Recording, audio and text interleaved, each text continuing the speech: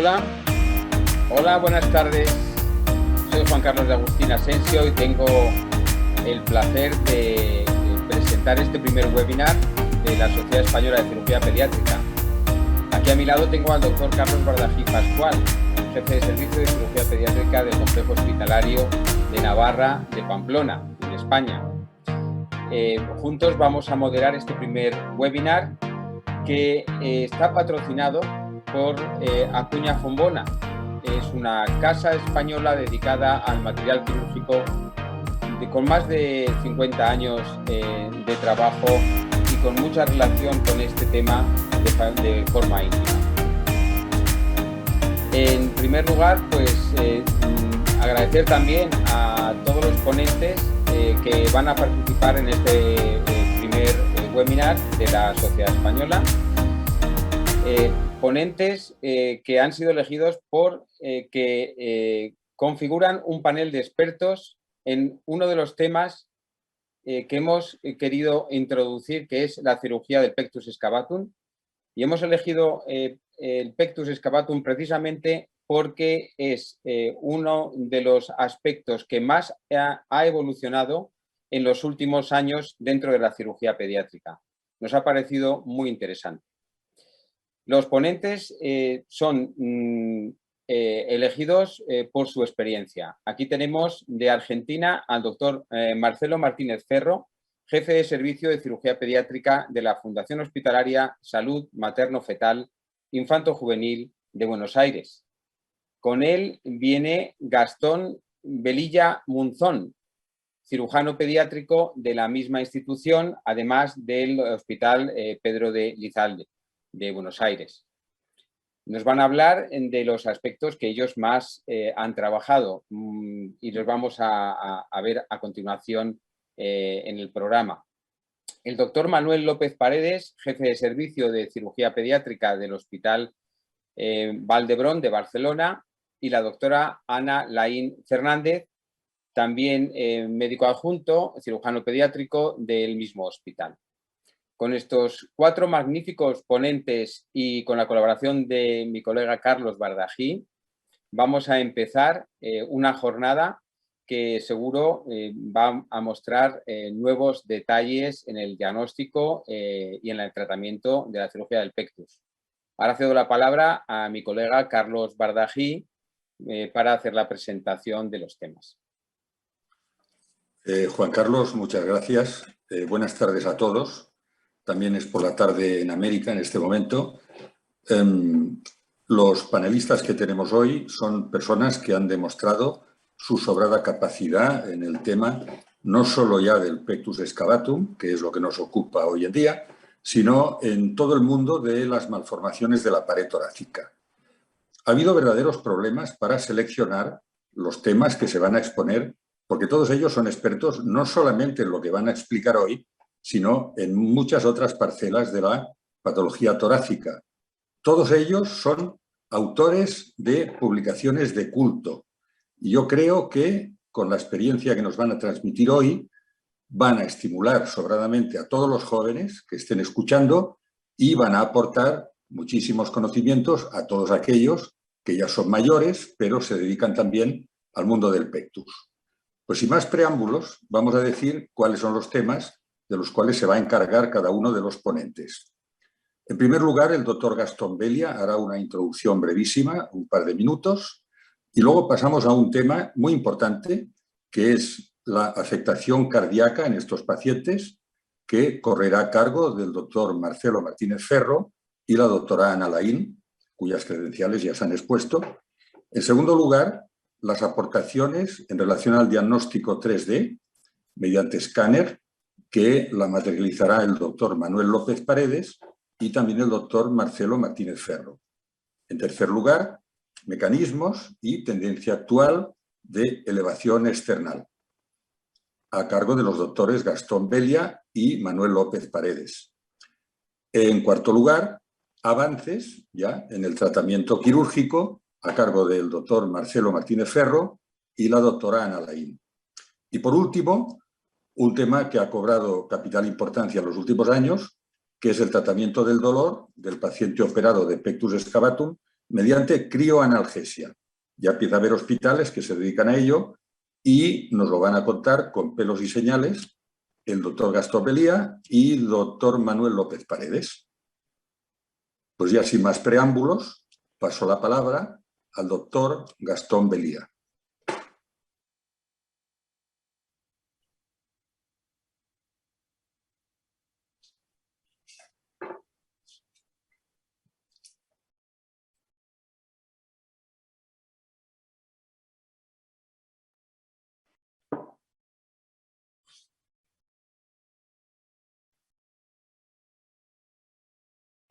Ya puedo, doctor. Ok.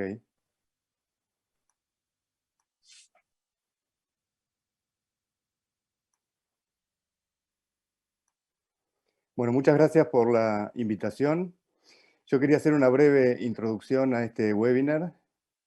Primero contarles, quizás hay alguien que no conozca, al Chest Wall International Group, que es una organización mundial que hace varios años que nos nuclea a todos los cirujanos del mundo que tratamos las malformaciones de pared torácica, donde el doctor Manuel López y el doctor Martínez Ferro forman parte del comité organizador. Y hace varios años que en esta organización se vienen planteando y contando innovaciones que van ocurriendo en este tipo de deformidad. Y sobre todo empezaron a ver ahora en estos últimos tiempos grupos de distintos países con distintos enfoques, sobre todo, por ejemplo, con cardiopectus o con la remodelación torácica completa, hacer una cirugía segura y demás. Así que quería comentarles algo del doctor Manuel López, que siempre es un innovador.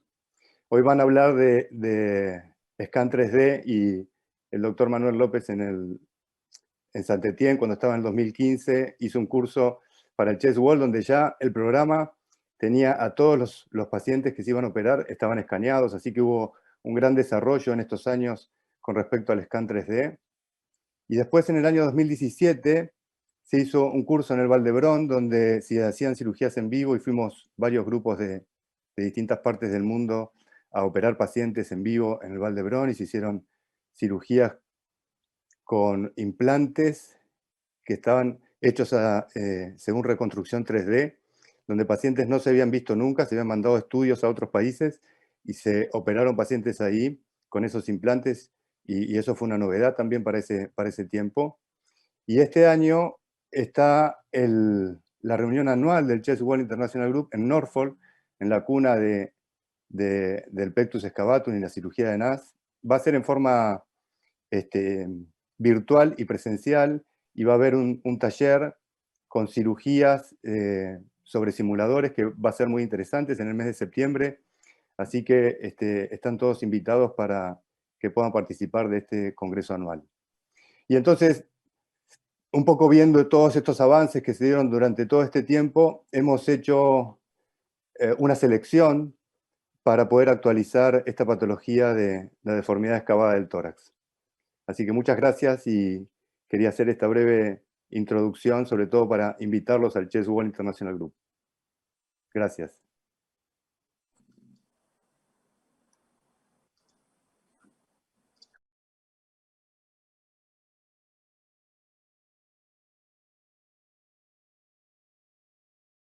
Vamos como primer tema el corazón. Lo que hemos estado descubriendo en los últimos años es fascinante y se los quería compartir. Gracias Gastón, gracias a todos, gracias Juan Carlos, a todos los que han estado organizando esto y gracias a la empresa Cuña Fombona que siempre está patrocinando estas cosas y gracias a Manuel y Ana por acompañarnos hoy. Vamos a hablar un poquito de lo que nos pasó con Gastón Belía hace muchos años. Uno está operando en el quirófano, como vemos aquí, y tiene una óptica puesta, está mirando el tórax, el corazón, y de repente uno ve esto, ve el corazón absolutamente aplastado. Y realmente es tan evidente esto que hasta el hombre que está sacando las fotos ahí te puede decir, ese corazón está aplastado. Entonces tú dices, ¿pueden revisar el informe ecográfico, por favor? A ver, seguramente esto va a dar normal. Y la anestesióloga te dice, es normal, doc. Y vos decís, ¿cómo? si yo estoy viendo que esto está aplastado? Y esa frustración y esa sorpresa nos llevó hace ya más de 10 años, dijimos, si esto estamos viéndolo y no lo están informando y nadie lo publica, vamos a tener que investigarlo. Y nos pusimos a leer la bibliografía con nuestro equipo en Buenos Aires, encontramos muchos artículos de Pectus y Corazón. Pero ¿qué ocurre? ¿Qué es lo que identificamos rápidamente? Que es como nadie está comunicado entre sí. Es un montón de artículos que encuentran cosas y es como un rompecabezas, cuando te dan esos rompecabezas de 1000 piezas y tienes que empezar a armarlo, y eso es lo que dijimos nosotros. Dijimos, bueno, ¿qué tal si empezamos a armar este rompecabezas? Total, creo que es un muy buen objetivo, porque alguien tiene que encontrarle la vuelta a esto. Todos estamos viendo que pasan cosas en el corazón y no nos ponemos de acuerdo. Así que, despacito, empezamos a investigar, y lo que le voy a mostrar son todos papers de cosas que hemos estado publicando. No puedo mostrarle todo lo que hemos presentado y publicado, pero tal vez lo más importante, lo más significativo. En el año 2018, nuestro grupo publicó en el Journal of Pediatric Surgery un estudio de 60 pacientes, todos estudiados en forma prospectiva, con tomografía axial computada y resonancia cardíaca. Y en este paper, para hacer un resumen corto de lo que encontramos, describimos una clasificación de compresión por resonancia magnética y determinamos 3 grupos. El grupo 0 o tipo 0, cuando hay pectus pero no hay compresión cardíaca. El tipo 1, cuando hay compresión solamente de la pared libre del ventrículo derecho. Y el tipo 2, cuando la compresión compromete la pared libre del ventrículo derecho y el canal AB y a veces hasta la aurícula. Entonces, aquí vemos un ejemplo. También empezamos a hacer este tipo de estudios, que son resonancias, cardioresonancias dinámicas, que nos sirven mucho para ver la afectación. Aquí tenemos un tipo 0, hay desplazamiento, pero como ven no hay compresión. La tipo 1, aquí vemos 2 tipos de tipo 1, una acá en la punta y otra un poquito más extendida. Quiero que noten esto, miren el septum, cómo hace un latigazo, y ese latigazo hace como una reverberancia en el ventrículo izquierdo. Eso se llama septum paradojal, y es una de las cosas que empezamos a encontrar e investigar. Y la tipo 2, cuando todo está comprimido, ya hay menos espacio no solo en el ventrículo, sino en la aurícula, y el septum, fíjense cómo también hace un latigazo, se llama septum paradojal, porque está buscando espacio el corazón donde llenar en la diástole y no lo logra. A grandes rasgos nos impresionó que cerca del 80% de los pacientes tenían algún tipo de compresión cardíaca. En el año 2017 también dijimos, bueno, vamos a estudiar esto en el ejercicio, porque prácticamente no hay estudios en el ejercicio, y no es lo mismo un corazón en reposo que en el ejercicio. La resonancia no se puede hacer en ejercicio, obviamente, y la tomografía tampoco, pero sí el ecoestrés. Entonces hicimos un estudio prospectivo también de 111 pacientes con 20 pacientes normales de control. Fue un gran trabajo mucho esfuerzo, todos con ecoestrés en bicicleta supina. La bicicleta supina, como ven acá, el ecografista, el paciente hace un ejercicio máximo y el ecografista lo mide. El primer hallazgo fue que los pacientes con pectus tenían mucho menos resistencia al ejercicio físico. Lo que se llama MET, tenían menos METs, que es el Metabolic Equivalent of Task, que es una medida de esfuerzo. Los pectus lograban menos. Además de eso, encontramos en el ejercicio lo que se llama gradiente tricruspidio en diástole. O sea, ¿qué ocurre con los pacientes con pectus en el ejercicio? Entre la presión entre la aurícula y el ventrículo, aumenta la de la aurícula porque no la puede vaciar hacia el ventrículo, y eso se puede medir. Ese gradiente está aumentado en el ejercicio en los pacientes con pectus. Lo mismo el área tricuspidia, el área de la válvula tricúspide en el ejercicio se tiene que ampliar para que pase más sangre. En estos pacientes está reducida significativamente en el ejercicio, y también encontramos disfunción ventricular diastólica izquierda y disfunción ventricular diastólica derecha. Para entender lo que es el área tricuspide en el ejercicio, aquí vemos un gráfico donde en verde vemos los pacientes de control, los normales. Al tener ejercicio se ensancha el área tricuspidia. En cambio, los pacientes con pectus mantienen el área fija, se llama área tricuspidia fija, porque no logra expandirse porque la compresión no la deja expandir. En el año 2019 le hicimos un estudio mucho más ambicioso, 59 pacientes a los que a todos les hicimos tomografía computada, resonancia cardíaca y ecoestrés. Y confirmamos todos los hallazgos anteriores y encontramos algunas cosas más, como por ejemplo, que algunos pacientes tienen aplanamiento septal inspiratorio. Uno esperaría que en la inspiración el problema mejore, pero hay algunos pacientes, la mayoría, que al inspirar se les clava más el el esternón en el corazón o la pared torácica, porque no siempre es el esternón, y vimos que esto sí era mayor, era peor a medida que teníamos mayor grado de compresión. O sea, los de tipo 2 tenían mayor aplanamiento septal inspiratorio. Como les mostraba hoy, el aplanamiento septal del septum es similar a lo que llamamos también septum paradojal, que es el septum haciendo un movimiento anómalo, buscando lugar hacia el lado izquierdo. Y aquí lo ven, inspira y se le mete adentro del ventrículo derecho y eso aplana el septum que está acá. Y acá vemos en otro corte lo mismo. Ven cómo ahí se genera una compresión y el septum se aplana buscando lugar en el otro lado. Y eso empeora en la inspiración. Otra cosa que descubrimos, y ya veníamos viendo esto en la resonancia, sobre todo porque recuerden que estos pacientes fueron estudiados con las tres cosas, empezamos a encontrar derrame pericárdico en los pacientes con pectus. Y si bien no fue muy significativa la P, es peor en los de tipo 2. Y aquí vemos algunos ejemplos. Esto blanco de aquí es derrame pericárdico y aquí lo mismo. Y ven cómo estos pacientes tienen a veces importantes derrames pericárdicos, mucho más que la población control y normales. Entonces, para resumir, porque hay mucho más para hablar, pero al menos como para iniciar y dejar una clasificación y dejar algunos conceptos. Nuestro grupo demostró en los últimos años que la compresión cardíaca en pectus excavatum puede ser clasificada.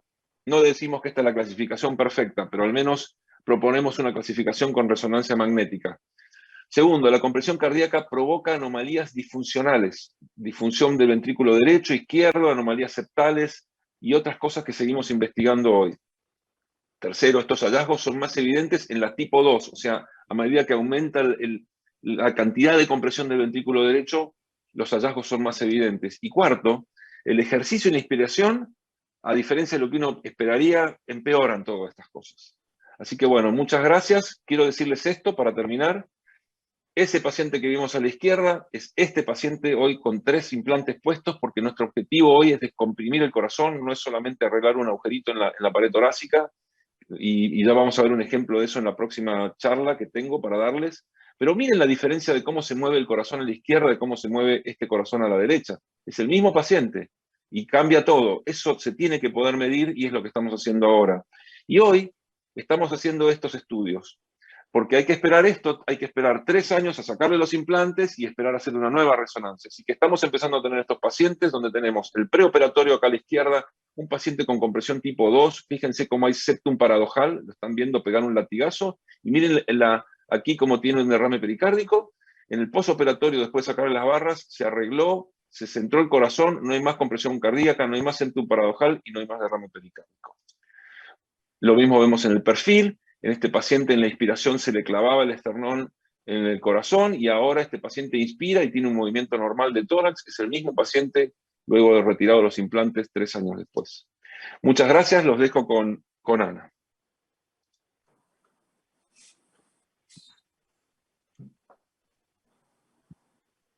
Los oyentes pueden hacer preguntas a través de su plataforma, que las vamos a ver después y las podemos comentar.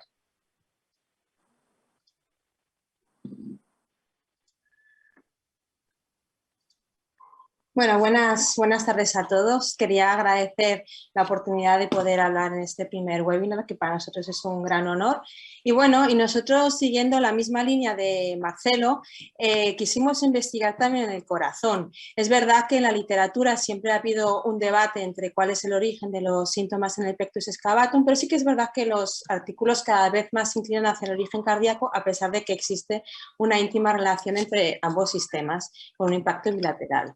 Decidimos centrarnos en el ecocardiografía y es verdad que si vamos al ecocardio transtorácico que hacemos generalmente preoperatoriamente, muchas veces no encontramos muchos datos y hablando con los cardiólogos ellos mismos te dicen que estos estudios son un auténtico reto porque a veces estas deformidades solo les dejan valorar el corazón desde una ventana subcostal haciendo unos diámetros anteroposteriores y es muy difícil valorar el grado de la compresión cardíaca en estas circunstancias. Por otro lado, viendo la literatura, sí que es verdad que se habla mucho de los cambios ventriculares y auriculares, pero hay muy poco que hable del anillo tricuspidio. Este anillo tricuspidio tiene como una forma elíptica y muchas veces es muy difícil valorar porque hay que valorar todos los diámetros en el mismo tiempo y en el mismo plano. Entonces, para poder valorar exactamente esta elipse, lo más óptimo es siempre hacer un eco en 3D o en 4D, que no siempre está disponible. Entonces, revisando la literatura, encontramos, no hay muchos, hay 2 o 3 artículos que te hablan de la cardiografía transesofágica intraoperatoria en el pectus excavatum. Y todos estos artículos hablaban que aumentaba el tamaño ventrículo derecho, que aumentaba el llenado diastólico y que aumentaba el gasto cardíaco con la cirugía. Sí que es verdad que todos estos artículos estaban hechos en pacientes adultos y por lo que se ha visto en la literatura, sí que es verdad que los síntomas van aumentando con la edad. Los niños suelen ser menos sintomáticos que los adultos. Entonces, a nosotros también, pues la pregunta ¿es lo mismo en los niños, en los adolescentes? ¿Los cambios cardíacos pueden ser diferentes? Entonces, decidimos diseñar nuestro propio estudio que conseguimos publicar ahora en el 2020. ¿Vale? Lo que queríamos ver es exactamente cómo cambiaba el corazón cuando corregíamos el pectus excavatum. Y lo hicimos con ecografía 3D para poder valorar bien el anillo tricuspidio. Y esto lo hicimos en niños y en adolescentes. Trabajamos conjuntamente con un cardiólogo y siempre fue la misma cardióloga que vino a hacer las ecografías a quirófano. Estamos hablando de una cohorte de niños hasta 16, adolescentes hasta 16 años, y estos son los criterios que tenemos nosotros para corregir el pectus excavatum. Un índice de Haller por encima de 3,5, corrección 25%, asociando algún tipo de sintomatología.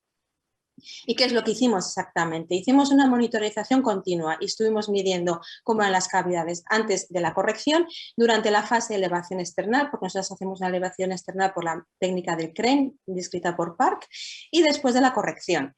Siempre fue el mismo cardiólogo, usó el mismo plano y el mismo momento del ciclo cardíaco. Con el eco 2D estudiamos el ventrículo derecho, la aurícula derecha y el anillo tricuspidio. Y con la eco 3D pues queríamos ver la morfología del anillo tricuspidio y los diámetros, que solo medimos por el método FLACSI-Slide, que es como una especie de TAC en el corazón, para que os imaginéis. Analizamos una cohorte de 20 pacientes con una edad media de 13,5. A destacar que un 35% eran completamente asintomáticos y realmente se operaron porque les angustiaba mucho desde el punto de vista estético. Y solo un 65% tenía algún tipo de síntoma cardiovascular. En el eco transtorácico, a destacar que 70% no tenía ningún tipo de compresión y en 30% sí que se vio una compresión leve. Antes de la cirugía, antes de empezar la corrección, sí que observamos que en todos los casos había compresión de cavidades derechas y deformidad del anillo tricuspidio con el eco transesofágico intraoperatorio. Y nos llamó mucho la atención que con la elevación externa cambiaron todos los parámetros. Sí que es verdad que los cambios se establecieron en unos minutos, pero a los pocos minutos el ventrículo aumentó de tamaño, la aurícula y el anillo cambió de morfología. Al final de la cirugía ya, sobre todo con la implantación de las barras, pues las diferencias la verdad es que fueron mínimas. Y aquí en esta tabla vemos la diferencia en aumento de milímetros en el ventrículo, en la aurícula y en el anillo tricuspidio. También el Z-score del anillo tricuspidio mejoró y se acercó más al valor 0, que es la normalización. Y todos estos cambios fueron estadísticamente significativos. Aquí tenemos unas imágenes de lo que sería el flujo ventricular de uno de nuestros primeros pacientes antes de empezar, durante la elevación y al final.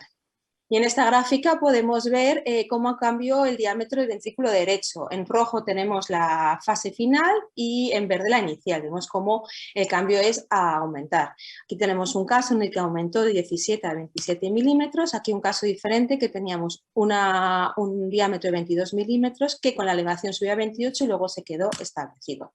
La aurícula derecha igual. Veis, casi todos los casos hubo un aumento de diámetros. Y aquí tenemos otro caso también que con la elevación externa, el postoperatorio, aquí es donde hubo un poquito más de cambio, pero había menos cambio. El anillo tricuspidio igualmente cambió en su tamaño, aquí también inicialmente y en la fase final. Y aquí sería el otro caso, preoperatorio con la elevación y tras la elevación, que aquí tampoco hay mucha modificación. Y el Z-score, como os he comentado, se fue igualando o subiendo casi a 0, que es la normalidad dentro del Z-score. ¿Y qué pasó con la eco 3D? Con la eco 3D hicimos lo que es el FLEXI-SLICE, que son una especie de cortes tipo TAC para medir bien los diámetros, y valoramos lo que es la morfología del anillo tricuspidio. Aquí vemos lo que son los dos diámetros, cómo fueron cambiando y cómo cambia todo el anillo desde preoperatorio a postcorrección. Y aquí tenemos la evolución de los diámetros. anteroposteriores y lateromediales. Ya los últimos 6 casos hicimos también el área del anillo tricuspidio y sí que vimos modificaciones y todo esto también fue estadísticamente significativo. Aquí podemos ver cómo la morfología cambiaba. Realmente el eco 3D era para ver la morfología. Entonces sí que nuestra cardióloga nos explicaba que la forma inicial cuando estaba aplastado era tipo aplatanado y luego se convertía en una especie de ovoide, que es la forma normal que tiene el anillo tricuspidio. Estos fueron todos los casos. Y aquí tenemos otro ejemplo igual. Entonces ya únicamente para destacar los mensajes claves, hay que saber que el pectus excavatum, sobre todo el severo, preocupa compresión de las cavidades derechas y que además esta compresión es infraestimada por la ecografía transtorácica que hacemos preoperatoriamente y que pacientes asintomáticos, pediátricos, habría que valorar también adultos, pueden tener esta compresión cardíaca. Con la corrección quirúrgica esto mejora, todos mejoran y además mejora en la primera fase. En cuanto levantamos el esternón, a los pocos minutos el corazón se vuelve a colocar en su sitio. Y con el eco sí que hemos podido ver que hay una normalización de la geometría del anillo tricuspidio. Muchísimas gracias. Dejo de compartir.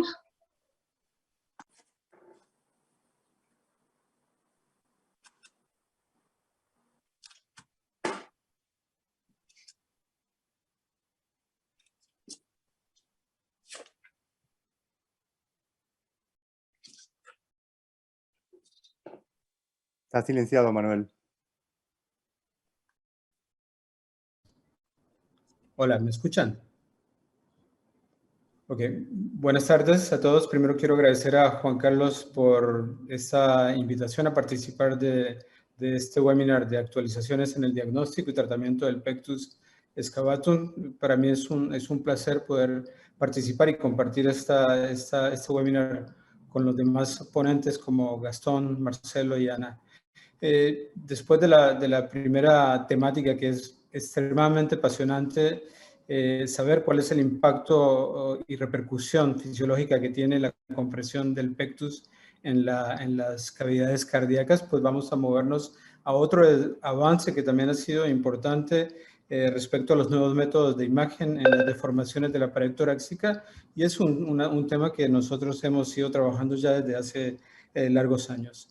Todos sabemos que para poder evaluar la extensión y la severidad de un pectus, pues es necesario hacer un escáner en expiración y más recientemente una resonancia. Sin embargo, todos estos estudios pues requieren una irradiación para obtener algunas imágenes y nosotros como cirujanos pediatras pues estamos sensibles de hacer este tipo de estudios, al menos de que sea esencial y no lo repetimos a menos de que sea absolutamente necesario.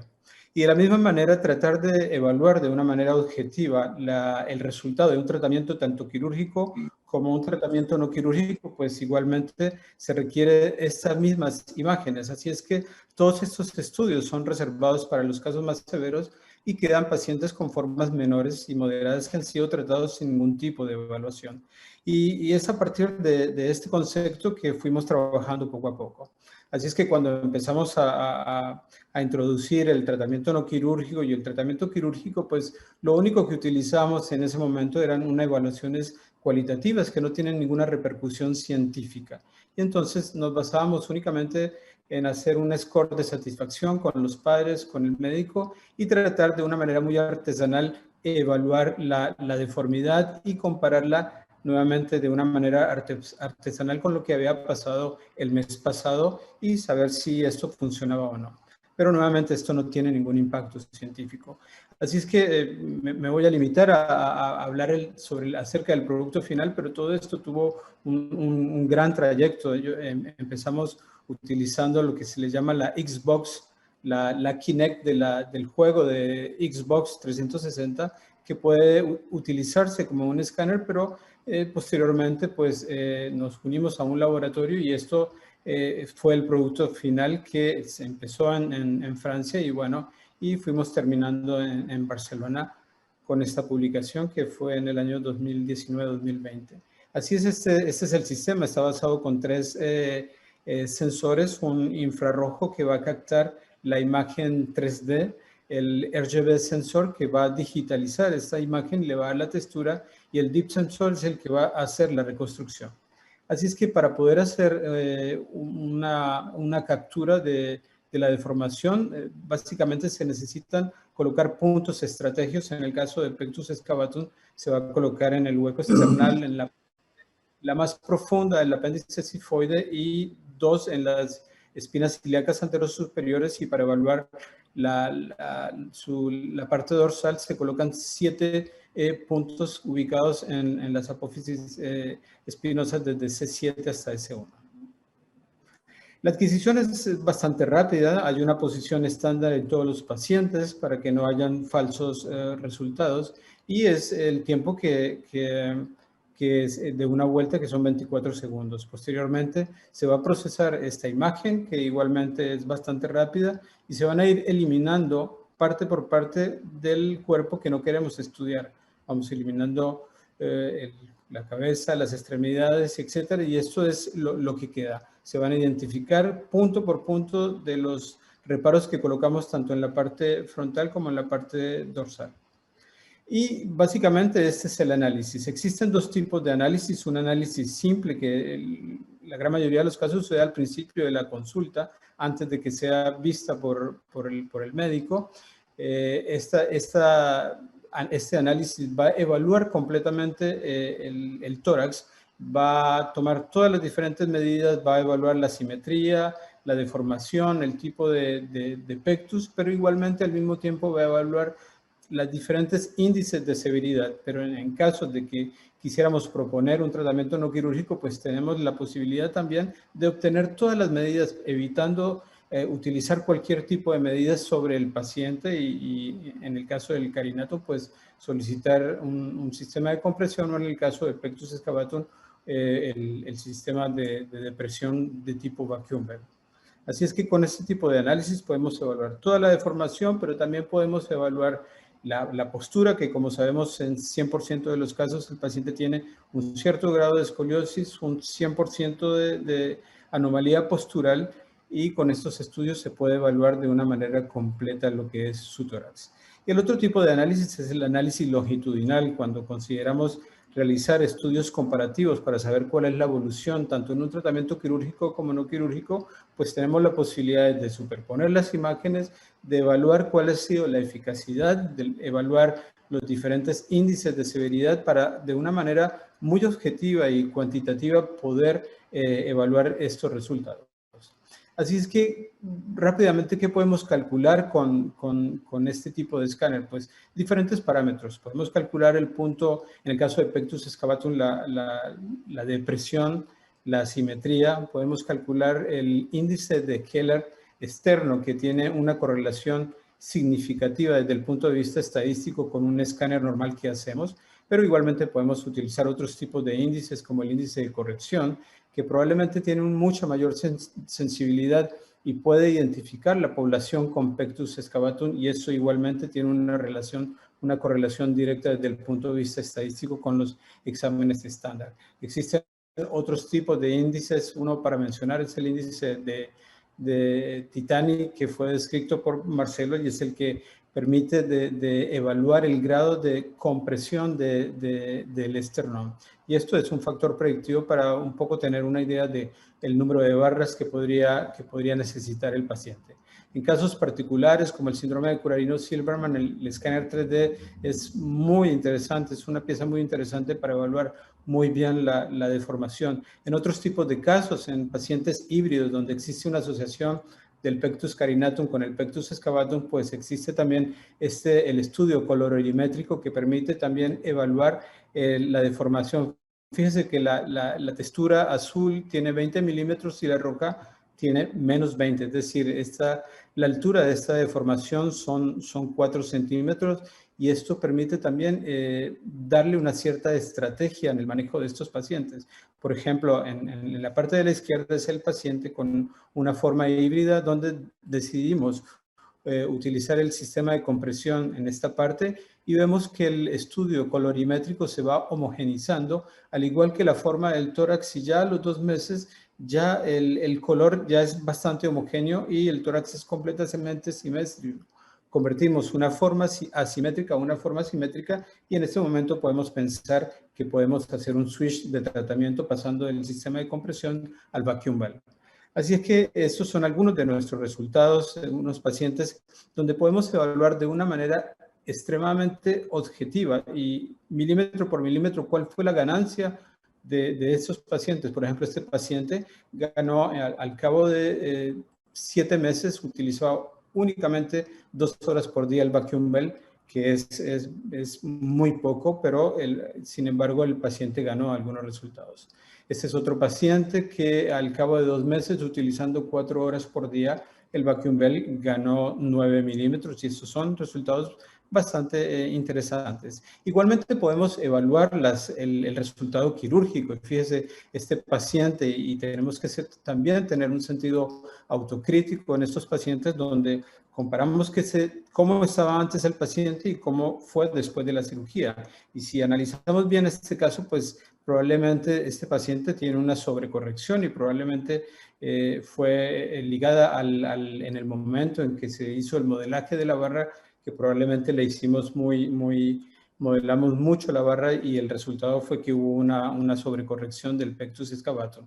Ese es otro paciente con un adulto que habíamos operado hace ya muchos años, donde tenía esa gran deformación y ese fue el resultado postoperatorio. Y en este paciente también complejo, con una forma híbrida, donde le hicimos una técnica de sándwich, pues podemos comparar el resultado, que podemos superponer las imágenes, evaluar los índices de severidad y el resultado, que en este caso fue bastante interesante. Así es que estos métodos son extremadamente interesantes para evaluar completamente la estática del tórax y puede igualmente evaluar los diferentes parámetros de severidad. Gracias.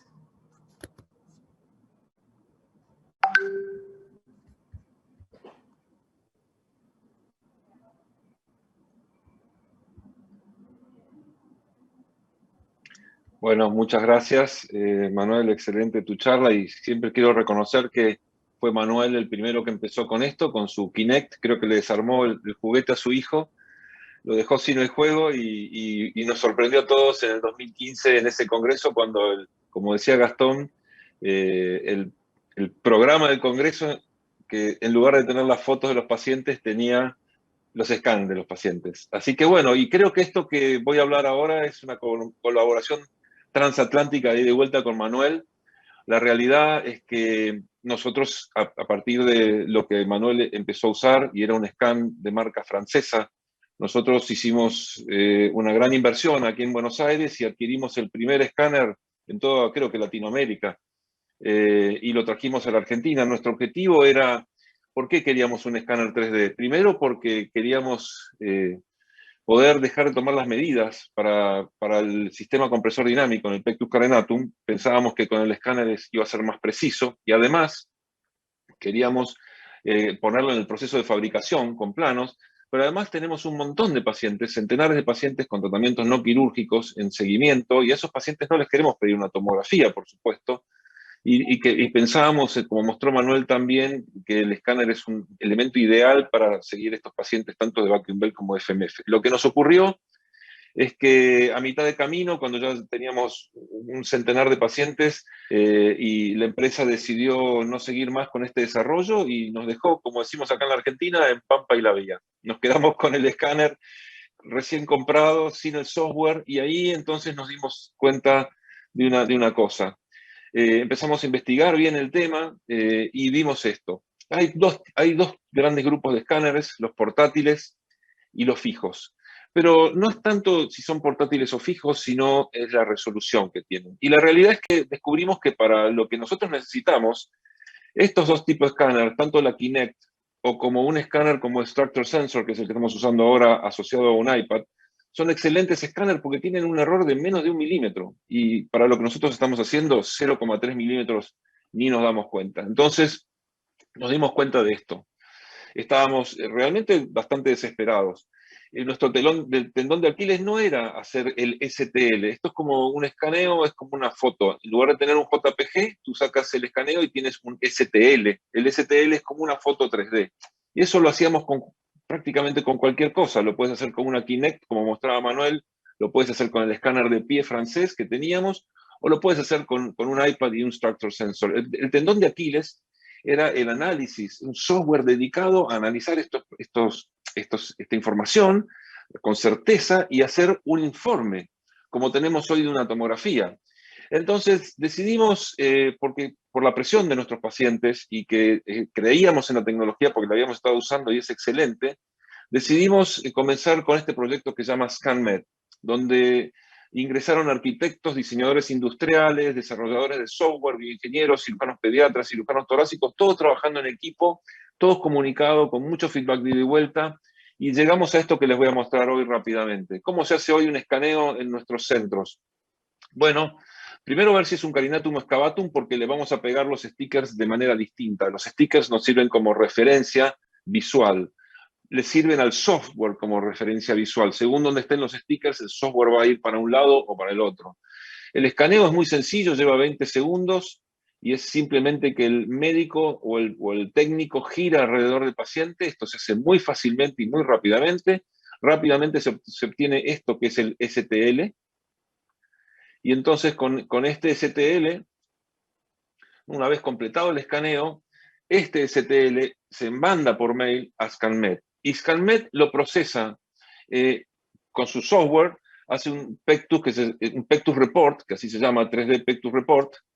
Y hay tres tipos de reportes: el de PECTUS excavatum, PECTUS carinatum y el de seguimiento. Ejemplo, PECTUS carinatum. El reporte va a tener las fotografías 3D impresas en papel para que tú veas cómo estaba, y todos los índices que mostraba Manuel: transverso, anteroposterior, Haller, perímetro, todos, PECTUS index, etc. El informe comparativo de seguimiento, uno puede entonces ver antes y después, el tiempo en que se hizo. Ahí tenemos que este paciente en 3 meses, del 7 del 2017 al abril de 2018, cambió todo eso. Y el reporte comparativo está compuesto de lo siguiente: las fotos, los escaneos comparativos. En este caso este paciente tiene 3 escaneos, y las secciones superpuestas para que uno pueda ver gráficos. Todo es como va bajando como el diámetro transverso aumenta porque el paciente se va ensanchando, como disminuye el anteroposterior. Aquí podemos detectar si el paciente lo ha dejado de usar o no, o si creció. Aquí vemos la diferencia en 7 meses, y aquí vemos cuando están apiladas las dos imágenes, como este paciente se ensanchó y se aplanó, con todos los gráficos correspondientes. Pero también nos sirve el escaneo para hacer un plano prefabricación del FMF, en el caso del carinatum, y un plano postfabricación para cotejar que el equipo esté correcto, porque imagínense que hay que enviar de estos sistemas a todas partes del mundo y tienen que estar medidos a la perfección sin error. Y si algún paciente es muy difícil, que cada tanto hay uno, podemos imprimir una rodaja de este paciente y probar el sistema FMF a ver si va bien antes de enviar algo equivocado. Y si es muy, muy difícil, hasta podemos imprimir un torso completo para cotejar si el equipo está bien hecho. Pero además en PECTUS excavatum, con los pacientes con vacuum bell, como mostraba Manuel, tenemos estas topografías con colores y tenemos un índice que se llama el PECTUS pool, que está aquí, que podemos medir un volumen virtual, o el PECTUS wall, que es como una pared, como una muralla china virtual donde podemos medir el área, y si esto mejoró con los mismos índices que les mostrábamos antes, pero para excavatum. Aquí tenemos el PECTUS pool, que es un volumen. Entonces, si el paciente tiene menos mililitros es porque mejoró. Y con todo esto también podemos hacer informes comparativos, igual que el carinatum, de la misma manera, con topografía. Fíjense cómo los mililitros acá disminuyeron, el paciente está prácticamente curado, y como lo mismo que con el carinatum podemos ver los gráficos y los planos de todos los pacientes. También una gran ventaja de esto, es que los pacientes se guardan todos estos datos en planillas. Tenemos todos los de cientos y cientos de pacientes, todas las mediciones, y eso nos sirve para hacer análisis e investigaciones y publicaciones a futuro. Entonces tenemos objetividad. Ya ahora sabemos si nuestros pacientes andan bien o mal, y no es porque yo pienso que está más bonito o no, y tenemos todos esos datos para siempre. Así que bueno, en general pensamos que la tecnología de escaneo 3D de superficie es simple, precisa, rápida, no invasiva, y que es una evaluación objetiva muy precisa para las malformaciones de la pared torácica. Muchas gracias. Muy bien, Marcelo. Pasamos a Gastón. nos va a hablar de la elevación external.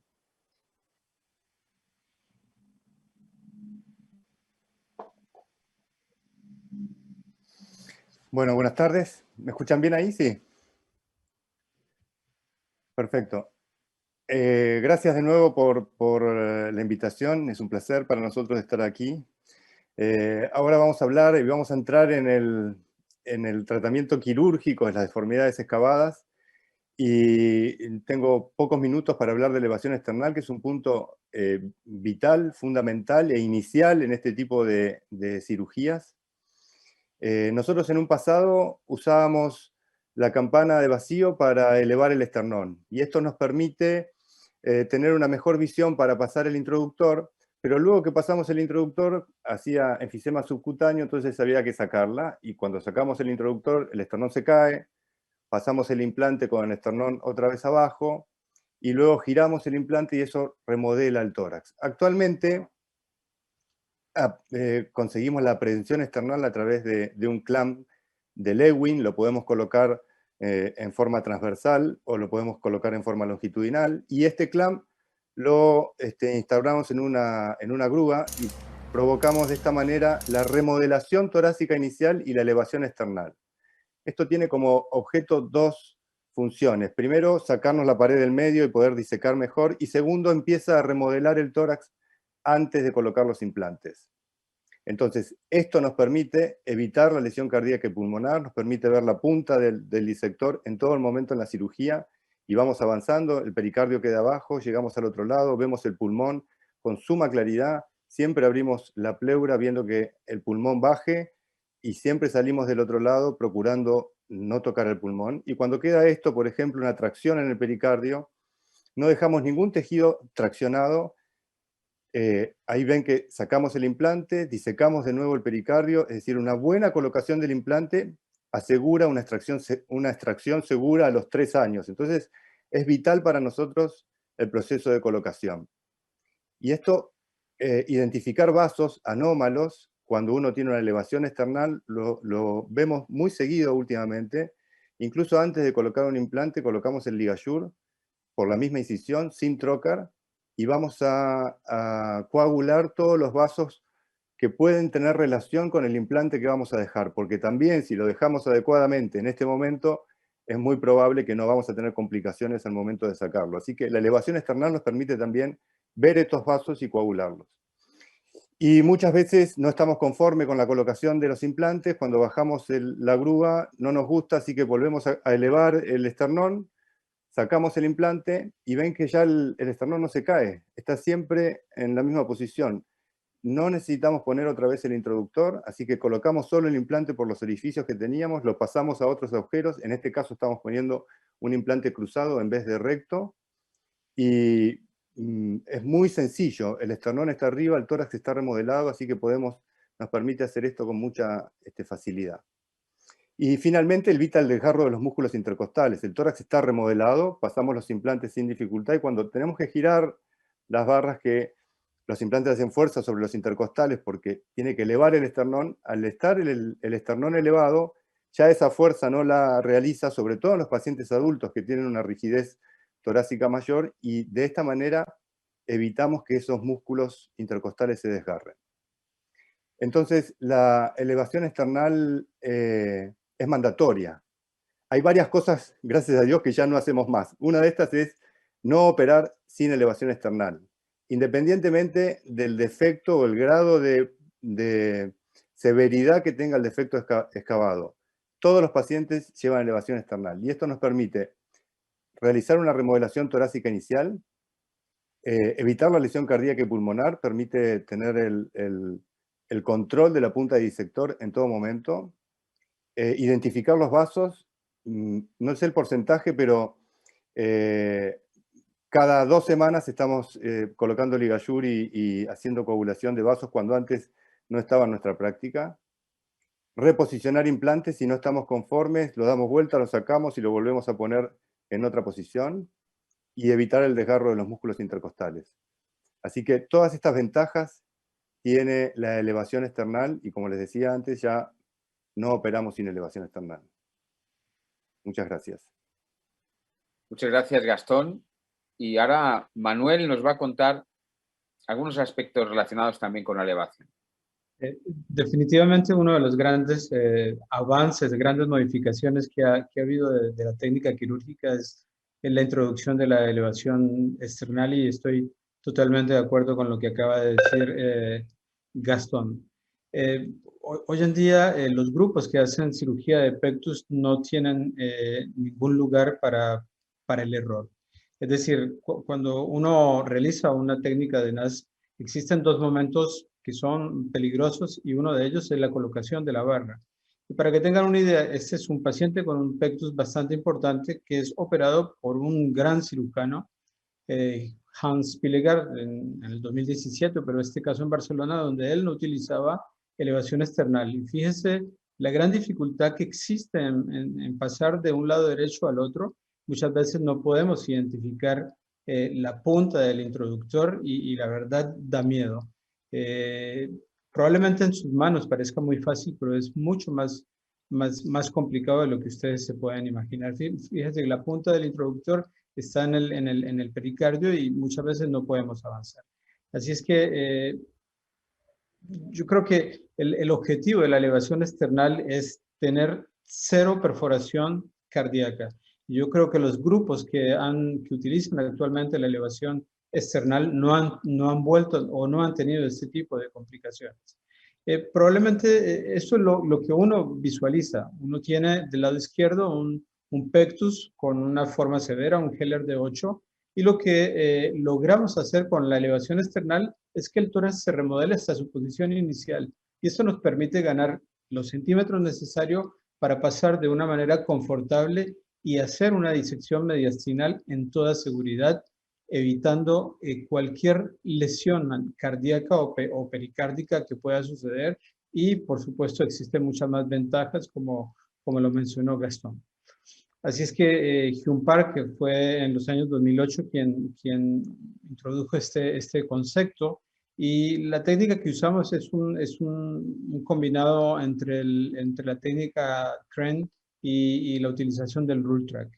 Esa es la posición del paciente que utilizamos para el pectus, y utilizamos hilos de acero. Lo pasamos, modelamos la aguja para evitar que haga un pasaje profundo del esternón, pero lo suficiente para que se mantenga.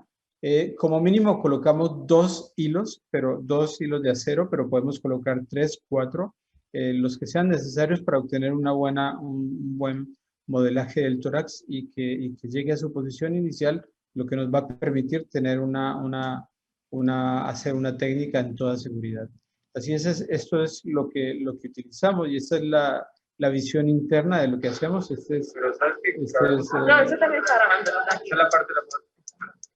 Estamos ahí hablando con Ana en el momento que estamos haciendo el crán, y vemos cómo se va elevando la deformación y va dejando un espacio que nos va a permitir trabajar en toda muy confortables y en toda seguridad particularmente. Así es que esto es lo que logramos, y como Marcelo también dijo, este es otro paciente que le colocamos 3 barras, hacemos una disección mediastinal bastante importante y en toda seguridad. Así es que esto es un poco lo que quería contarles, la técnica que nosotros usamos, que el objetivo es el mismo, pero con algunas pequeñas modificaciones, y definitivamente esto se ha convertido en una práctica estándar en los diferentes grupos que realizan la cirugía de pectus, y definitivamente debería ser, es decir, no se debería hacer un pectus si no se realiza una elevación external. Bueno, gracias. Gracias, Manuel. Muchas gracias. Vamos a pasar al tratamiento quirúrgico.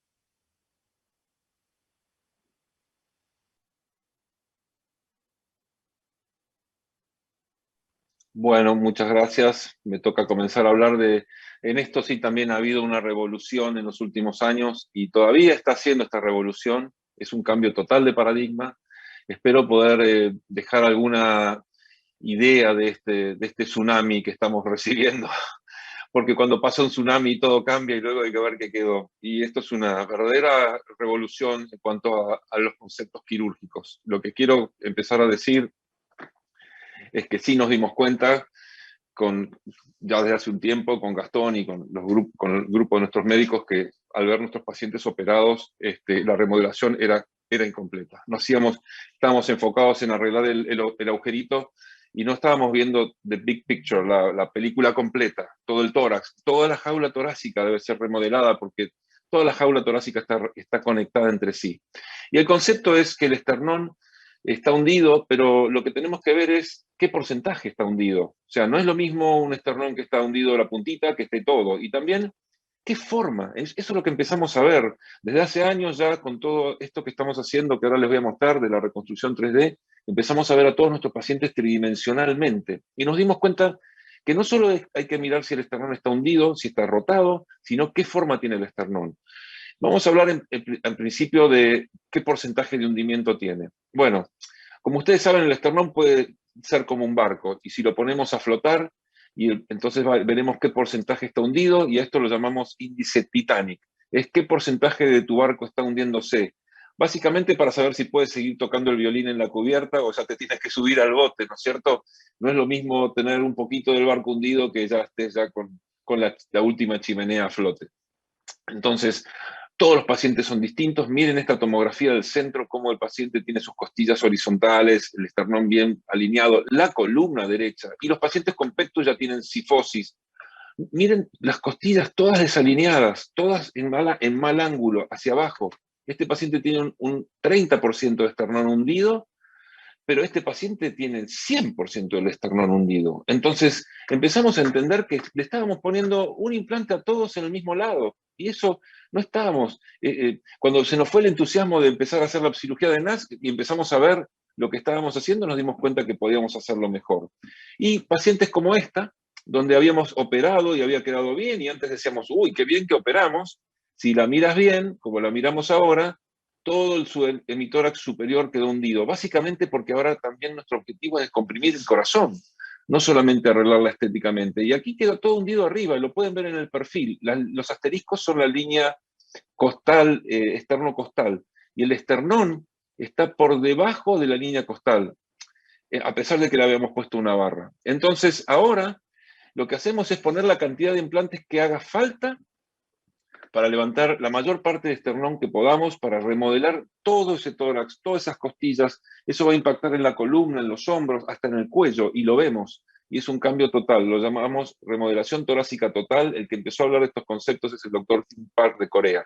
Y ahora tenemos resultados como este, una niña que tenía todo hundido desde el manubrio, en el posoperatorio está todo derecho desde arriba, y esto lo logramos con 3 implantes, y ahora podemos ver que el esternón está alineado con la parrilla costal. Y ahora los resultados son distintos. Este concepto es la remodelación torácica total, y para hablar de remodelación torácica total, entonces tenemos que tener en cuenta lo siguiente con los implantes. Tenemos que tener en cuenta la forma del implante, la longitud, dónde lo vamos a ubicar y qué cantidad vamos a poner. Tenemos que tener en cuenta también que la tomografía axial computada nos da toneladas de información digital, y que esa información la tenemos que utilizar, y la estamos utilizando hoy. Hemos desarrollado un software localmente, nos llevó años hacer esto, que se llama ERCOM 3D, que es un software que desde una tomografía o una resonancia e incluso un scan 3D externo, este software analiza las curvas y el tórax y puede hacer la curva ideal para cada paciente, incluso en pacientes asimétricos. Y este software lo exporta a otro sector del software, donde va a dar un archivo imprimible para hacer un template 3D, pero con la característica de que esto no va a estar estéril, lo vamos a probar en el consultorio. Entonces, citamos al paciente al consultorio y probamos si nuestro plan, que lo llamamos planificación quirúrgica, prequirúrgica 3D, si es correcta. Cantidad de implantes, ubicación, distancia entre los puentes, y si es correcta, ahí se mandan a fabricar en metal, dependiendo si son alérgicos o no, porque le hacemos test de alergia a todos, los haremos en acero quirúrgico o en titanio. Y estos implantes, ya que estábamos, decidimos optimizarlos. Son los implantes que siempre quisimos tener. Además de ser personalizados, van a ver, al no tener que doblarlos, porque ya vienen predoblados, no tienen melladuras, tienen distinto grosor. ¿Para qué quieres un implante gordo al costado si no hace fuerza ahí? Le damos el grosor en el centro, y en los costados son más delgaditos para poder doblarlos bien. No tiene borde dentado porque nos olvidamos que los pacientes hay que sacar los implantes a los 3 años y esos actúan como un serrucho, y ponemos puentes para evitar desplazamiento. Básicamente no hacemos más el doblado como veíamos antes en quirófano. ¿Por qué? Porque eso genera melladuras, como ven acá, y en cada una de esas melladuras y raspaduras se adhieren los tejidos, se adhiere el tejido conectivo, hay vasos de neoformación, y a los 3 años, cuando tú vas a sacar eso, puede ser un motivo de sangrado, que los hemos tenido y ahora no hemos tenido más desde que hicimos todas estas modificaciones. Hace 3 años que no tenemos más sangrados. Entonces no hacemos más doblado en el quirófano. Así quedan los implantes hechos a medida, con todo prediseñado, no hay ninguna sorpresa, todo se hace previamente, entonces tú no tienes sorpresas en el quirófano, son predoblados y no son del mismo grosor, sino que son más gruesos en el centro, donde tienen que hacer más fuerza, y más delgado a los costados. Eliminamos el serrucho, porque eso es como un cuchillo al momento de retirarlo 3 años después.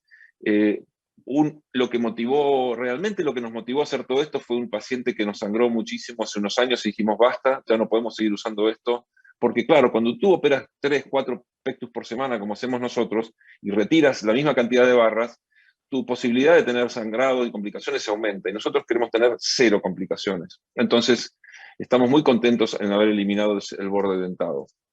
Y así es como se fijan. Realmente no hay que fijarlos a ningún lado porque quedan autobloqueados, no los fijamos a los músculos, ni a las costillas, ni puntos pericostales, eso queda bloqueado, no puede ir para ningún lado, tampoco le molesta al paciente para respirar.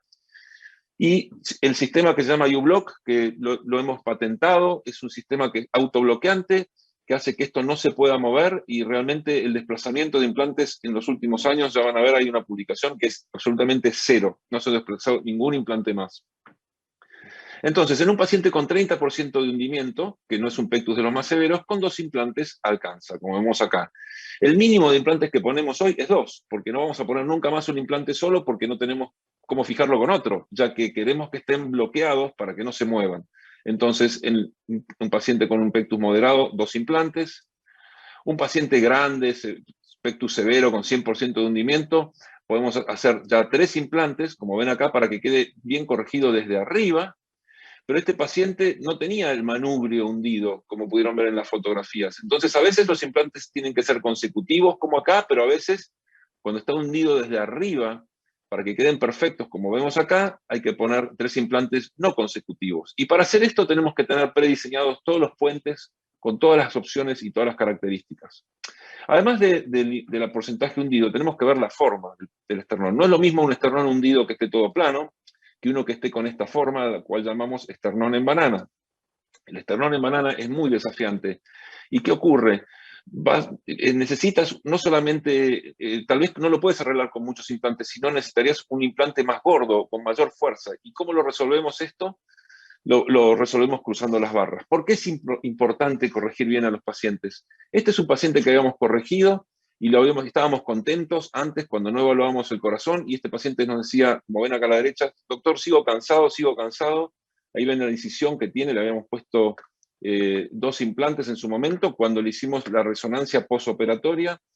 Esto es lo que vimos. En el 2013, preoperatorio, tenía derrame pericárdico y una compresión cardíaca, pero en el 2018 tenía menos derrame pericárdico, pero la compresión cardíaca seguía. ¿Por qué?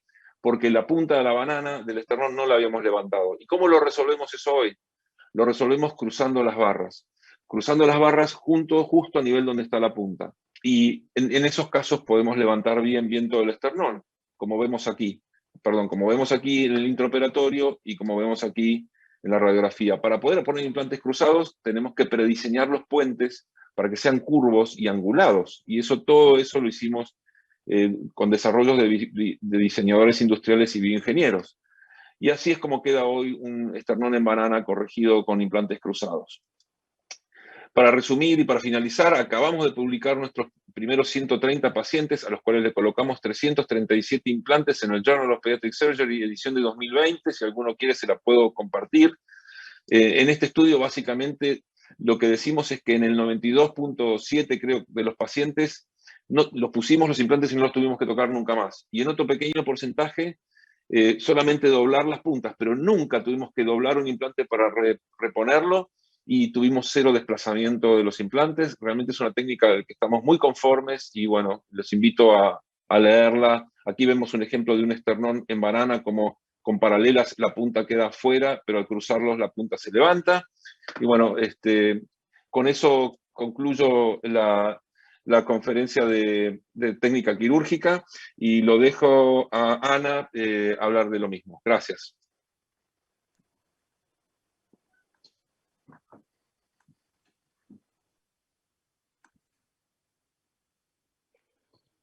Bueno, ahora continuaré después de esta fantástica charla de Marcelo. Yo seré muy breve y contaré realmente 4 detalles de cosas que nosotros hacemos de manera diferente. Como se ha ido comentando, desde que se publicó la técnica de NUS en el 98 ha habido una auténtica revolución dentro de lo que es el manejo de esta técnica, y todas estas modificaciones que se han ido publicando tenían 2 objetivos. El primer objetivo, claro, es la seguridad de la cirugía, y luego ya estamos hablando de un remodelaje torácico total, como ya nos ha explicado fantásticamente Marcelo. No nos podemos permitir complicaciones, es una cirugía que tiene que ser segura, y estas publicaciones que han salido en los últimos años hablan de complicaciones muy severas, incluso mortales, así que hay que modificar la técnica para no tener más complicaciones. Aquí en el lado izquierdo vemos todas las posibles complicaciones que podemos tener, que si uno se pone a leerlas tranquilamente son complicaciones muy, muy severas, y al otro lado tenemos diferentes maniobras que se han ido describiendo en los últimos años para hacer la cirugía segura. Así que nosotros nos pusimos como objetivo a finales de 2016 a tener una cirugía 100% segura. Entonces modificamos nuestra técnica, incluimos varias maniobras de seguridad y además incluimos el concepto del Total Chest Wall Remodeling que has acuñado por Park. Nosotros planificamos la cirugía primeramente en la consulta, vemos al paciente, valoramos bien la forma del esternón y revisamos la resonancia. Nosotros hacemos resonancias y no hacemos TAC para evitar radiaciones, y ya podemos prever más o menos cuántas barras van a ser necesarias, cómo va a ser la disposición de las barras, y medimos exactamente al paciente. Aparte de eso, siempre hacemos una anamnesis y a veces estudiamos también la alergia a metal en casos seleccionados. Aparte de las cosas clásicas que hay que tener en cuenta, como tener la sierra, la esterilidad máxima, la antibioterapia, nosotros colocamos de esta manera al paciente en quirófano, sobre todo porque si hay un problema importante, nos da la sensación que podemos abordar mejor el tórax, y en casos con deformidades muy severas a veces hacemos una intubación selectiva o un tubo de doble luz, sobre todo en los procedimientos de REDU. Miramos bien la malformación y marcamos los puntos Targes, que son los puntos diana que nosotros queremos corregir, y según estos puntos diana nosotros modelaremos las barras, a veces de manera simétrica o asimétrica. Tenemos mucho cuidado de siempre marcar los puntos de entrada bastante medial para evitar el stripping de los músculos intercostales, y ahí acabamos de decidir qué barras vamos a poner y cómo las vamos a disponer. Y siempre intentamos poner barras cortas, lo más cortas posibles, porque en nuestra experiencia nos están dando muchas menos complicaciones. Modelamos las barras asimétricas. Según los targes, nosotros decidimos cómo modelar la barra. Y esto lo decidimos en quirófano, y así hemos visto que corrige muchísimo mejor las asimetrías. Intentamos que la curva sea lo más suave posible, y igual que Marcelo, ya de base ponemos 2 barras y fijamos con puentes para evitar al máximo los desplazamientos. Como ya ha comentado él, hay determinados casos que a veces hay que cruzar las barras, porque cruzando las barras, aparte de que consigues levantar el final del esternón, el área de elevación total es muchísimo mayor, como ha publicado recientemente el doctor Park. Bueno, y esto es la elevación que nosotros hacemos, que no vamos a entrar, que para nosotros ya es mandatorio hacer la elevación external, porque aquí ya lo ha explicado el doctor López. Y disecamos una ventana retroesternal. Nosotros ya no disecamos con lo que es el introductor. Disecamos una buena ventana retroesternal porque queremos tener siempre el tórax contralateral bajo visión. Iniciamos con una torunda recta, pero vimos que nos daba más complicaciones. Entonces decidimos pasar a una torunda curva, que es una herramienta que hay en la caja de single port. No disecamos con el introductor, disecamos la ventana. Aquí vemos en los 2 lados cómo vamos disecando la ventana. Y a veces, si nos encontramos algún vaso, alguna estructura que nos podría sangrar, sí que aplicamos el ligasur. Eso depende mucho del paciente y de la anatomía que nos encontremos. Aquí, por ejemplo, vemos cómo aplicamos el Ligasur si nos encontramos un vaso o si hemos tenido algún tipo de sangrado. En los procedimientos de recidiva de REDU siempre tenemos que usar el Ligasur porque nos encontramos múltiples adherencias. Entonces aquí podemos ver cómo ya hemos hecho la ventana, vemos cómo entra el introductor. Siempre vigilamos que no nos sangre ninguna intercostal ni ningún vaso. Y podemos ver cómo en el lado contralateral vemos la pared torácica del otro lado, que para nosotros es importante porque antes a veces no veíamos bien por dónde salía el introductor y te podía sangrar una intercostal o te podía sangrar algún vaso. Entonces, vemos bien cómo entra el introductor, marcamos exactamente dónde queremos que salga. También si tienes algún accidente, esta ventana te permite meter un Ligasur, un gancho o cualquier material laparoscópico para corregir el sangrado. Aquí vemos exactamente cómo entra la barra. Como sacamos, en este caso estábamos haciendo un crossbar, estábamos haciendo las barras cruzadas y ahora veremos cómo entra ya el siguiente introductor.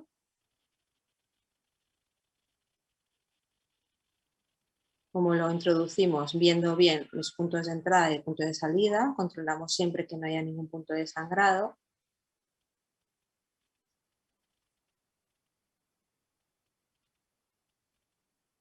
Y ahora ya vemos el final. Comprobamos los puntos de entrada, los puntos de salida, que no haya ningún sangrado en el mediastino y ya nos quedamos tranquilos. Bajamos el elevador external siempre luego para comprobar cómo ha quedado el resultado. Solo ponemos las barras subpectorales, más que en el subcutáneo y luego introduciéndose por el pectoral, porque los resultados estéticos nos gustan, nos parece que queda más estéticamente aceptable. Y siempre, como os hemos comentado, quitamos el elevador, revisamos resultados y vemos si hace falta poner alguna barra más o si hay que cambiar las barras, porque hay veces que desgraciadamente hay que cambiar las localizaciones de las barras. Siempre ponemos puentes por el mismo motivo que ha dicho Marcelo. Ya en el 2015 PARC publicó que desde que ponía los puentes no tenía desplazamientos de barras. De hecho, nosotros desde que no ponemos puentes no se nos ha desplazado ni una sola barra y no hace falta fijarlas ni en las costillas ni en plano muscular. Luego siempre al final pues controlamos, hay que sacar todo el neumo porque cuando se hace una ventana se acumula el neumo en ambos y hay que tener paciencia para sacar todo el neumo y hay veces que asociamos lo que es la corrección de las costillas flotantes a la cirugía. Desde entonces hemos hecho 53 pacientes, 49 correcciones iniciales y 4 redús. Y únicamente enfatizar que no hemos tenido ningún sangrado, ninguna complicación intrapostoperatoria severa y no hemos tenido ni un solo desplazamiento de ninguna barra. Como os he comentado, esto es una técnica que es personalizada. Cada paciente necesitará las barras de una manera diferente y esto marca un poco la variedad en la que podemos poner las barras según cómo sea la deformidad. Y ahora os voy a enseñar 4 ejemplos. Aquí tenemos un pectus simétrico clásico que corregimos con 2 barras paralelas. Aquí tenemos un hundimiento que era un poquito más asimétrico, las pusimos de manera oblicua porque de esta manera nos levantaba mejor el esternón y nos compensaba lo que era la asimetría. Este es el típico caso, como el que ha comentado Marcelo, con el banana, que le pusimos un crossbar para levantar bien la zona de abajo. Y aquí tenemos un paciente que no era bajito, era chiquitito, y que tenía un hundimiento muy largo, entonces pusimos 2 barras separadas para poder levantarlo todo bien. Aquí tenemos un paciente con Marfan que tiene un defecto largo en el que tuvimos que poner 3, que era muy simétrico. Aquí tenemos un caso muy complejo con una asimetría muy severa, que al final acabamos poniendo 3 barras asimétricas para poder levantar toda esta zona de la isquiola. Muchas gracias por su atención. Muchas gracias. Pasamos a la crioanalgesia con Gastón Belia Munzón, cuando quieras.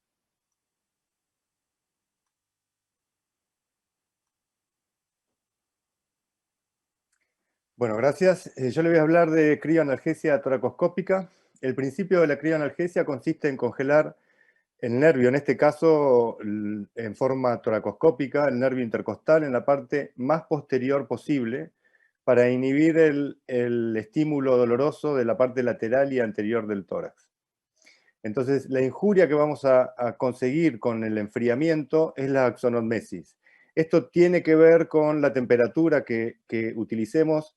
Nosotros utilizamos un generador a menos 60, es seguro entre menos 60 a menos 80, y la lesión se produce en el centro de la fibra nerviosa. El epineuro, el perineuro y el endoneuro están intactos con la axonolmesis y se produce sí en las células de Schwann y en la vaina de mielina. Entonces eso permite que haya una regeneración ad integrum posterior y habitualmente se dice que regenera 1 milímetro por día, pero da aproximadamente un mes de analgesia.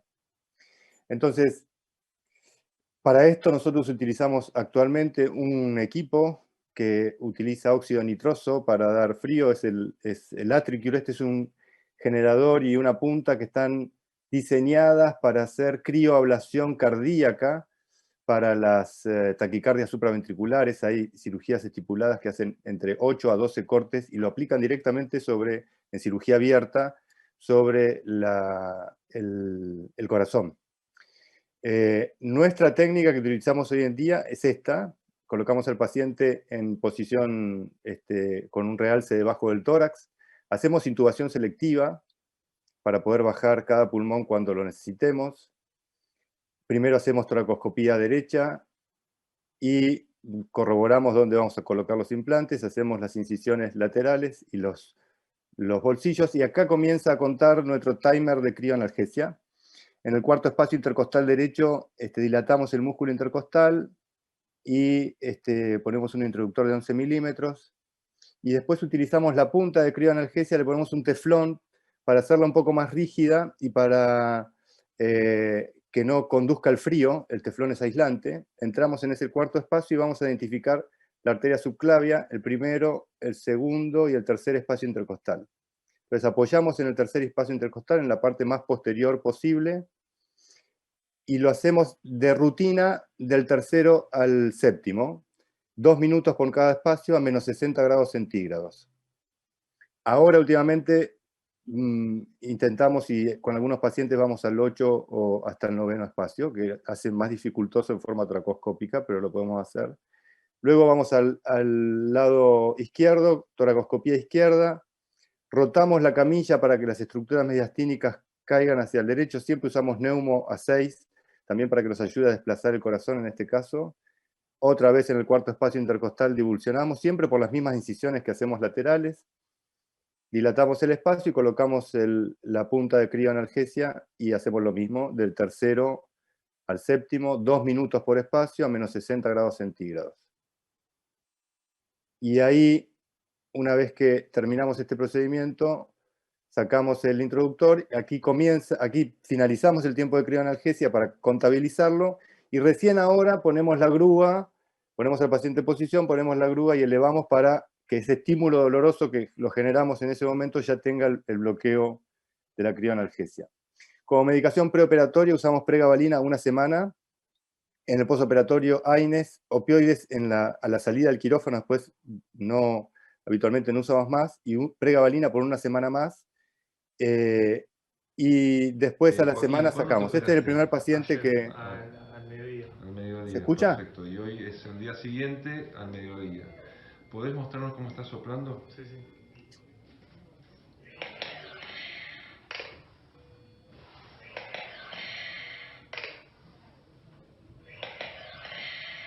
Muchas gracias.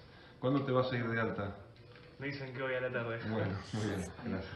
Este fue el primer paciente que hicimos crioanalgesia en septiembre del 2018, es un chico de 20 años. Cuando vimos esto al otro día, no podíamos creerlo, que puede hacer estos ejercicios con esta naturalidad y sin molestias. Este paciente tiene 12 años, o sea, con esa punta de crío de 11 milímetros, en todos los pacientes que hemos operado hemos podido hacer crioanalgesia hasta ahora. Este es un paciente más chico, colocamos barras cruzadas. Decime, ¿cuándo te operamos? Ayer. ¿Cómo te sentís hoy? Bien. Muy bien. Sí. ¿Andás con ganas de irte de alta? Sí. A ver, la verde está arriba, Vamos. ¡Opa! Casi, Para los costados. ¿Te duele algo? No. ¿Cuándo te operaste, Adán? El jueves. ¿Y hoy es? Martes. Martes, hace nada. ¿Y cómo te sentís? ¿Dolor cuánto tenés? 0. Nada. ¿Y ayer? 0. Perfecto. Nuestra experiencia inicial en el 2020, los primeros 21 pacientes en la revista española de cirugía pediátrica. Carlos Cadaval había rotado con nosotros, es un cirujano infantil español que estuvo en nuestro grupo y así que él se encargó de hacer la publicación de los primeros 21 casos. Actualmente tenemos 95 pacientes hechos con crioanalgesia. La edad media fue de 16,9, el índice de Haller 5,5, índice de corrección 41. Bueno, calculamos la rotación external. En 41 pacientes colocamos 2 implantes, en 53 3 implantes y en un paciente 4 implantes. Hay que recordar que nuestro equipo hace cirugía también en adultos. Tenemos cirujanos torácicos de adultos, cirujanos pediátricos y plásticos. Es decir, nuestro equipo se encarga de todos los pacientes con deformidades de pared, así que tenemos pacientes grandes con mucha rigidez. La duración de la cirugía fue de 104 minutos y el tiempo de la crioanalgesia, que yo les dije, de que bucionamos hasta que terminamos sacando la cánula, es de 34 minutos. Cuando nos llevamos al octavo o al noveno espacio, nos lleva hasta 40, 42 minutos el tiempo de la crio. El 71% de los pacientes utiliza una dosis o ninguna de opioides. Y le mandamos a los pacientes una encuesta, todos los días la tienen que llenar de la escala visual analógica del dolor. 0 es nada de dolor, 10 es el peor dolor que se pueden imaginar, y tenemos a todos los pacientes, a los 95, tenemos todos los días su escala analógica, y en los primeros 5 días vamos de 3 a 1.9, y ya después de los 6 días de 1 a 0 es el dolor experimentado por los pacientes. Dolor neuropático en el 7% de los casos, 7 pacientes ahora, teníamos 3 y fue aumentando. Aparecieron 3 o 4 semanas después de la cirugía y colocamos pregabalina nuevamente y después de 3 a 1 mes este dolor desapareció. Y el alta posoperatoria tenemos un promedio de internación de 1,6 días. Es decir, la mayoría de los pacientes se va al otro día después del mediodía de alta. Así que la crioanalgesia toracoscópica se ha vuelto un método de excelente control del dolor postoperatorio, genera una alta hospitalaria temprana y se ha convertido en nuestra técnica de elección para el tratamiento del dolor postoperatorio. Como yo ya para terminar, antes le había dicho, no operamos sin elevación external, no operamos ya pacientes de más de 20 años sin crioanalgesia. Se nos hace difícil a veces por los financiadores y los seguros de salud que lo pueden autorizar, pero ya pacientes adultos sin crío no operamos más. Buscamos de todas maneras para hacerle, porque cambia el postoperatorio en forma muy favorable, y los postoperatorios tórpidos, los pacientes grandes con rigideces torácicas, no se compara cuando tienen crioanalgesia. Muchas gracias. Muchas gracias, Gastón. Manuel, cuando quieras.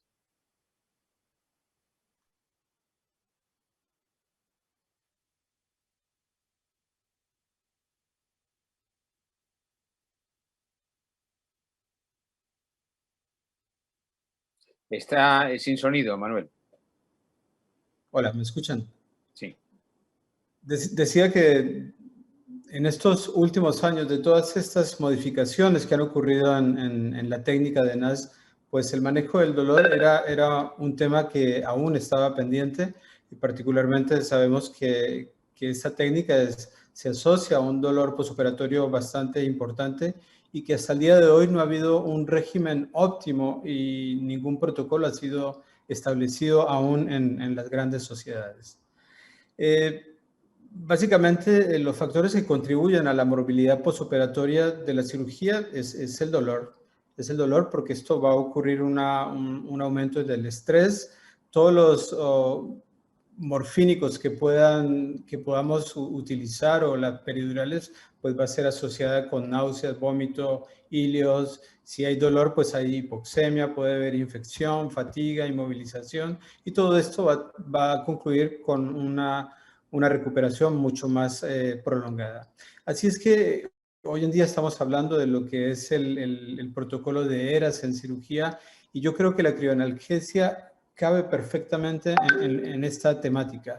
Es decir, yo creo que esto ha cambiado definitivamente el posoperatorio de los pacientes, porque va a reducir todo el estrés, disminuye la morbilidad de la terapia, el manejo del control va a ser mucho mejor y va a minimizar todos los narcóticos que se usaban anteriormente. Y esto se va a traducir, por supuesto, con una reducción en la estadía hospitalaria, reducción del costo, una aceleración de la recuperación y un retorno temprano a las actividades.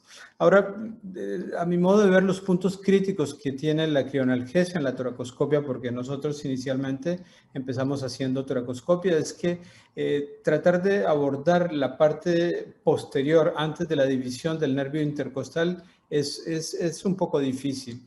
Y el otro punto importante es que en situaciones donde uno necesita hacer crioanalgesia en espacios en más de 5 niveles por vía toracoscópica, a pesar de que sea posible, como lo ha mencionado Gastón, pues es mucho más complicado. Entonces, por todo esto, pues hemos tenido varios estudios. Empezamos con toracoscopia, luego iniciamos con la criopercutánea en el mismo día de la cirugía, y lo que encontramos que una de las ventajas que es que vamos por vía posterior, podemos hacer la crioanalgesia antes de la división del nervio intercostal, porque la hacemos muy cerca de la apófisis transversa, y podemos hacer los niveles que queramos en función de la deformación. Así es que esas son las ventajas que encuentro. El sistema un poco es un poco lo mismo que había explicado Gastón, y la técnica percutánea que usábamos bueno, el paciente en estos casos hacíamos la crio el mismo día de la cirugía. Esto, por supuesto, prolongaba 1 hora más de intervención, porque había que cambiarlo de posición, etcétera. Pero básicamente esta era la técnica. Se inyectaba suero fisiológico para identificar el espacio pleural, y a partir de ahí empezábamos a hacer la crioanalgesia de todos los espacios intercostales que queríamos. Por lo general hacíamos 6 niveles. Como lo dijo Gastón, usamos el óxido nitroso bueno, es básicamente lo que usamos actualmente. Y se empiezan con un control ecográfico a hacer la crioanalgesia de todos los espacios.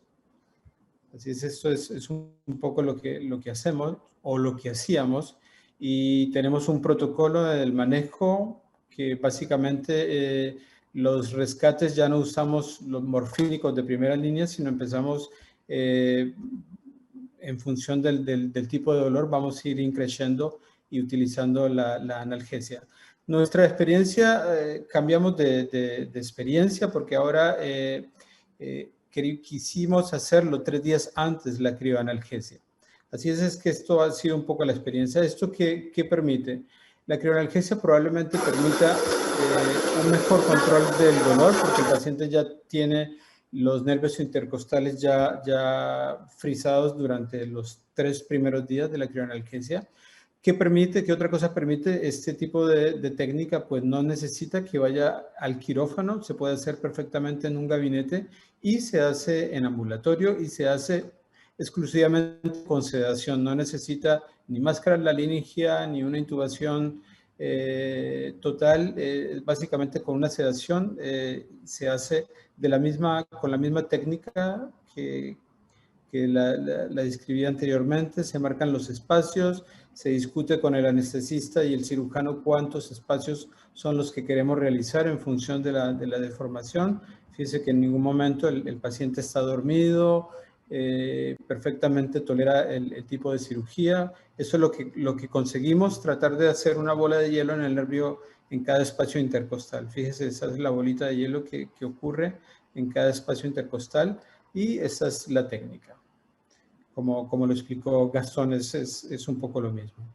Así es que congelamos los espacios que son necesarios. El paciente se queda alrededor de 1 hora, hacemos una ecografía control. Fíjese que el paciente no está intubado, está durmiendo perfectamente, y al cabo de 1 hora el paciente se va a la casa, llega el día de la intervención y se realiza la cirugía como la técnica habitual. ¿Esto qué permite? Pues reduce el costo del quirófano, pero también permite que podamos utilizar el tiempo quirúrgico en otro tipo de paciente que anteriormente no lo podíamos usar porque se prolongaba la cirugía 1 hora más. Ahí el paciente está dormido y era el último espacio que hacíamos. Así es que, ¿qué son las ventajas? Que no solamente la crioanalgesia percutánea puede usarse en pectus excavatum, básicamente se puede utilizar en cualquier tipo de malformación. Las hemos utilizado en pectus carinatum, se puede utilizar en Poland, en cualquier tipo de deformación, inclusive en toracotomías. Y el otro beneficio es que podemos utilizarlo el número de espacios que queramos. Por lo general, lo mínimo que hacemos son 5, pero podemos ir 8 o más, los que sean necesarios. Y básicamente era eso. Así es que el mensaje que quiero que se lleve la audiencia es que la crioanalgesia parece ser muy eficaz cuando realizas la técnica de NAS o otros procedimientos torácicos y cuando se requiere el manejo del dolor con una analgesia que requiera semanas o meses. Definitivamente la crioanalgesia es un tratamiento que debería ser estandarizado y, como lo dijo Gastón, no operamos pectus si no hay elevación external y hoy en día no operamos pectus si no hay crioanalgesia. Muchas gracias. Muchas gracias, Manuel. Creo que con esto terminamos el panel de ponencias y abrimos ahora mismo el panel de discusión. Han llegado varias preguntas de los que nos están viendo. Y yo, por un poco ir por orden y dar también la oportunidad a responder a las preguntas que nos han hecho la audiencia. Esta pregunta va dirigida a la doctora Ana Laín. Son 2 preguntas. Una es si utilizan la resonancia magnética como preparación estándar preoperatoria en todos los casos.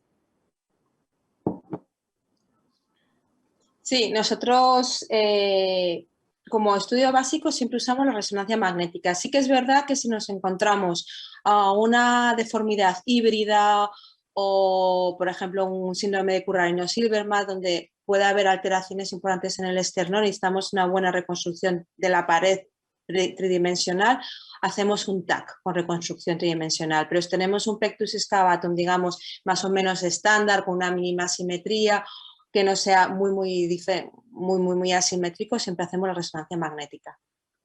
Y respecto al estudio de ecografía transesofágica, preguntan si hay diferencias entre pacientes con síntomas y pacientes sin síntomas, ¿no? O sea, hay diferencias en los resultados obtenidos en pacientes asintomáticos con aquellos que tenían síntomas. Yo creo que es difícil porque normalmente son asintomáticos, pero bueno, ¿cuál es la experiencia vuestra? A ver, es difícil porque realmente, estamos hablando de una cohorte de 20 pacientes que tampoco es una cohorte muy amplia, pero sí que es verdad que pocos de los pacientes que teníamos tenían síntomas muy severos, porque los que vemos, sobre todo niños, estamos acostumbrados a que no tengan unos síntomas muy floridos. Algunos sí que se quejaban, que se cansaban un poquito más, pero sí que nos llamó la atención que incluso los pacientes asintomáticos tenían compresión. Lo que no hemos podido medir, porque es un grupo pequeño, es si realmente hay diferencias entre los que tenían pectus muy severos a pectus menos severos. Es verdad que, pero sí que nos llamó la atención que teníamos algún paciente con un hundimiento muy severo y muy largo, con una compresión importante y no tenía tantos síntomas. Esto, lo malo es que con este grupo no podemos tomar muchas decisiones ni muchas conclusiones respecto a esto. Muchas gracias. Doctor Marcelo. Quería hacer un comentario a eso. No tuve tiempo porque no hay tiempo de decir todo lo que uno investigó, pero sí encontramos ¿se recuerdan la clasificación que presentamos? Encontramos una correlación entre síntomas y la cantidad de compresión. Básicamente, si bien hace falta más pacientes, los pacientes con compresión de tipo 2 tienen tendencia a tener más síntomas. Lo difícil es decir qué es un síntoma, ¿no? ¿Cómo define síntomas? Pero a grandes rasgos, a mayor compresión, extensión, como decía Ana recién, mayor síntomas. Y eso creo que en alguno de nuestros papers está escrito. Hay un oyente, el doctor Guillermo Ciró, de Santa Fe, Argentina, que pregunta qué trascendencia puede tener esas alteraciones vistas en el corazón en el futuro. Especular un poquito qué puede pasar en estos pacientes con el paso de los años. Me imagino que son aquellos en los que no hay una corrección completa Y también viene a colación el hecho de que sería muy interesante probablemente estudiar aquellos que operamos con la técnica de Ravitch, de Welch en su momento y que pensamos que han quedado muy bien, ¿qué ha pasado con ellos, ¿no? Creo que es un tema a debatir y que, bueno, pues podéis comentar algo los que tenéis experiencia. Yo quiero decir algo porque me salgo de la vaina por decir, porque realmente es apasionante lo que estamos descubriendo en el corazón. Seguramente Ana y Manuel y Gastón van a coincidir. Es sorprendente ver lo que hay en el corazón. Lo que ocurre es que es difícil correlacionar porque hay muchas variables en juego. Hay variables en juego en la edad, hay variables en juego en la anatomía torácica. No siempre es el esternón el que comprime, no siempre el corazón está, a veces el corazón se las ingenia para rotarse, pero estamos investigando un montón de cosas en lo que empezamos a llamar un grupo que algún día lo haremos, por lo menos un club que se llama Cardiopectus. Una cosa que estamos empezando a ver es que podría ser que alguno de los efectos que estamos viendo los reviertes y el corazón no termina de mejorarse.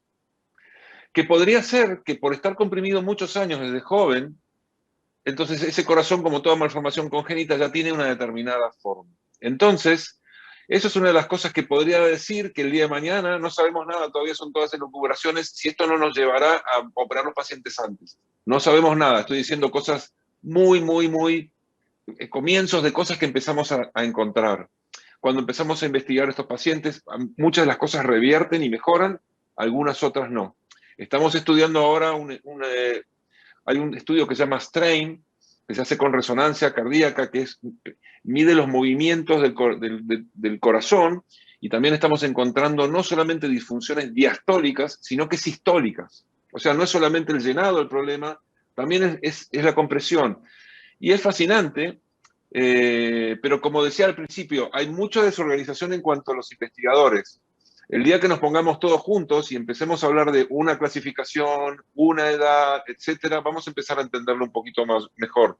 Por ahora, de este rompecabezas de 1000 piezas, tengo la sensación que hemos armado 20. Seguramente.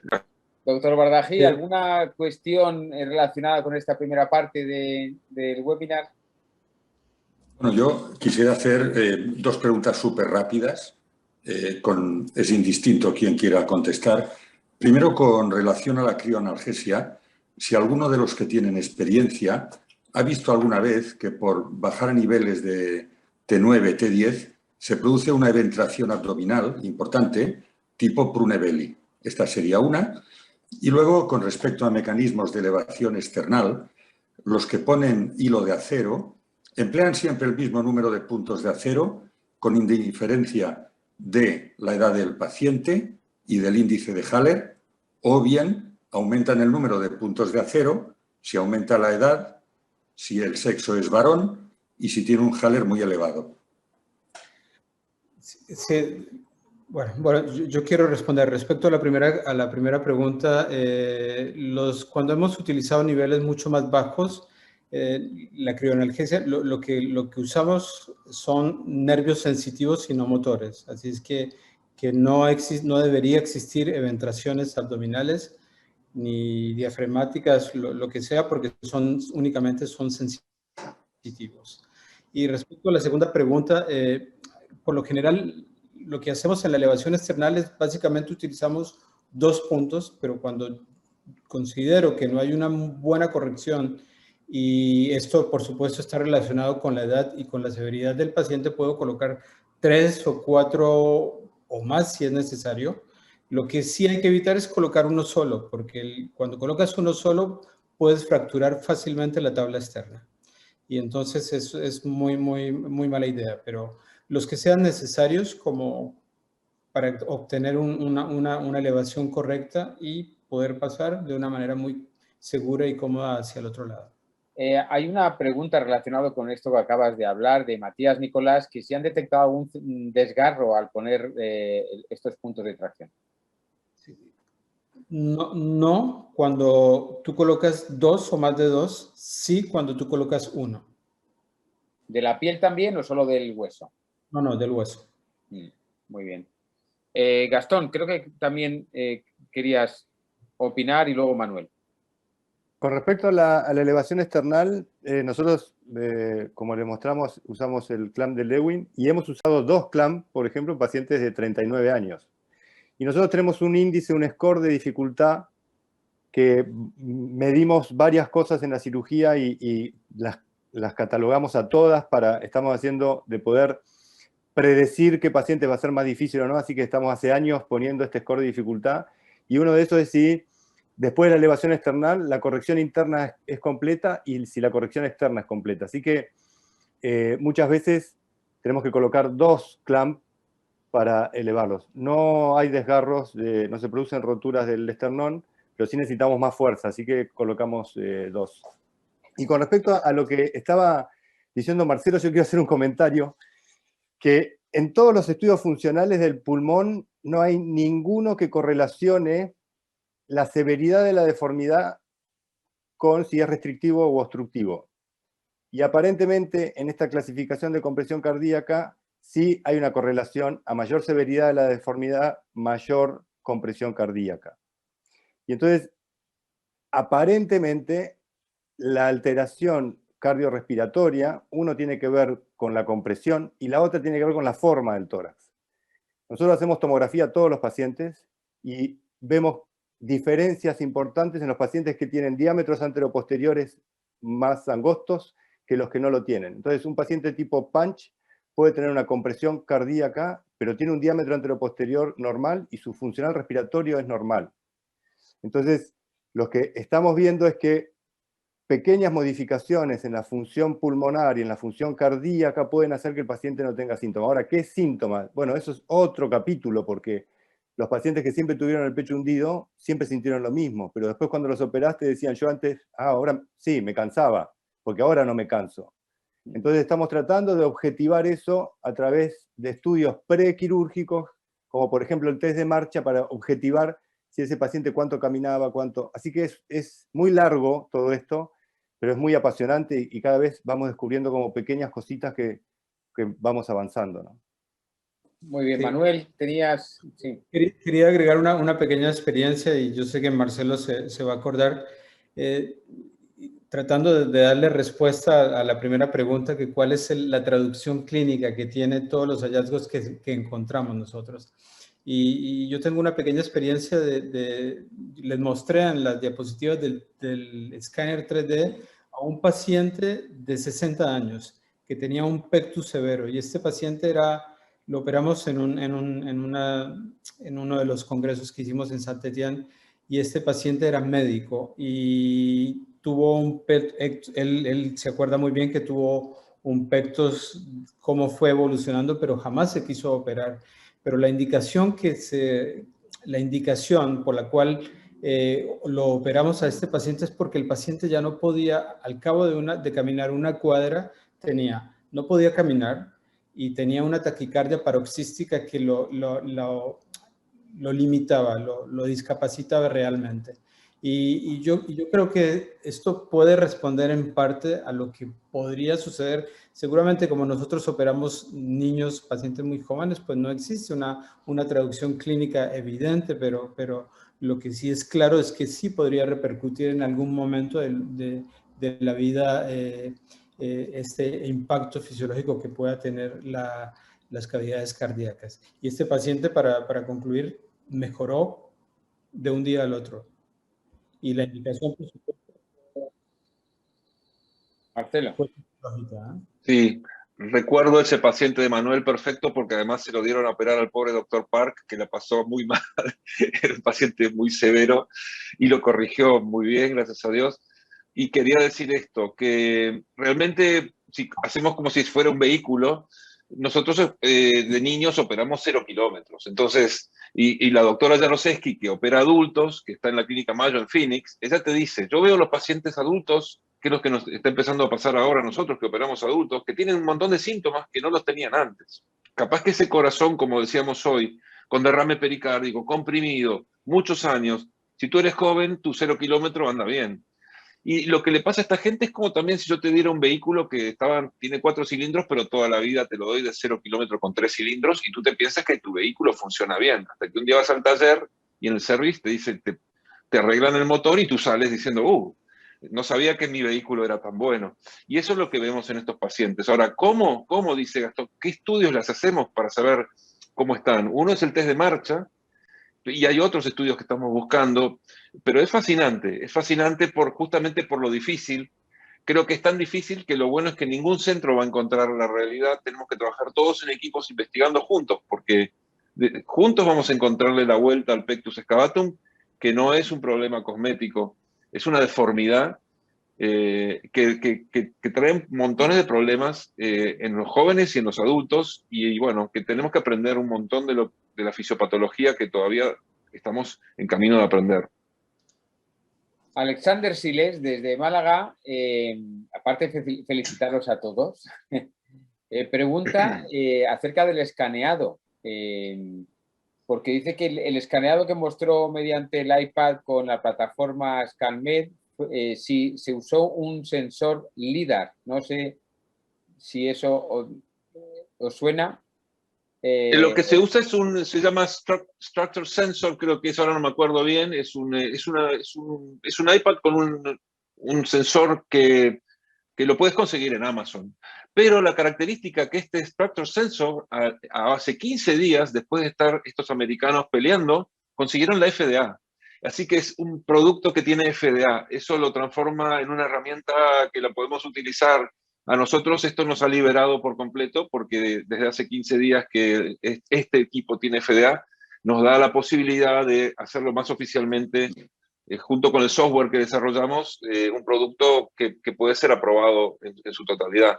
Pero sí, lo consigues, al que le interese me manda un mail y yo le paso los datos. Pero como decía hoy, el problema no es la cámara fotográfica, es qué haces con la fotografía, cómo la analizas. Eso es lo difícil, porque si lo mides mal, te sale todo mal. Y es complejo. Nos llevó un par de años de desarrollo. Hay una cosa que Ana ha dicho, que también ha corregido las costillas flotantes al final de una cirugía, y de nuevo Guillermo Ciro pregunta si utilizan la técnica de tipo Magic. Sí, utilizamos la técnica que ha descrito Par con el Magic String, que son las tiras que van por el subcutáneo y comprimen las costillas, sí. También hay dos preguntas más, y yo creo que con eso y poco más vamos a llegar al final. Son aquí las 9 menos cuarto, casi menos 10 de la noche. Nos hemos excedido en 15 minutos, pero creo que merece la pena.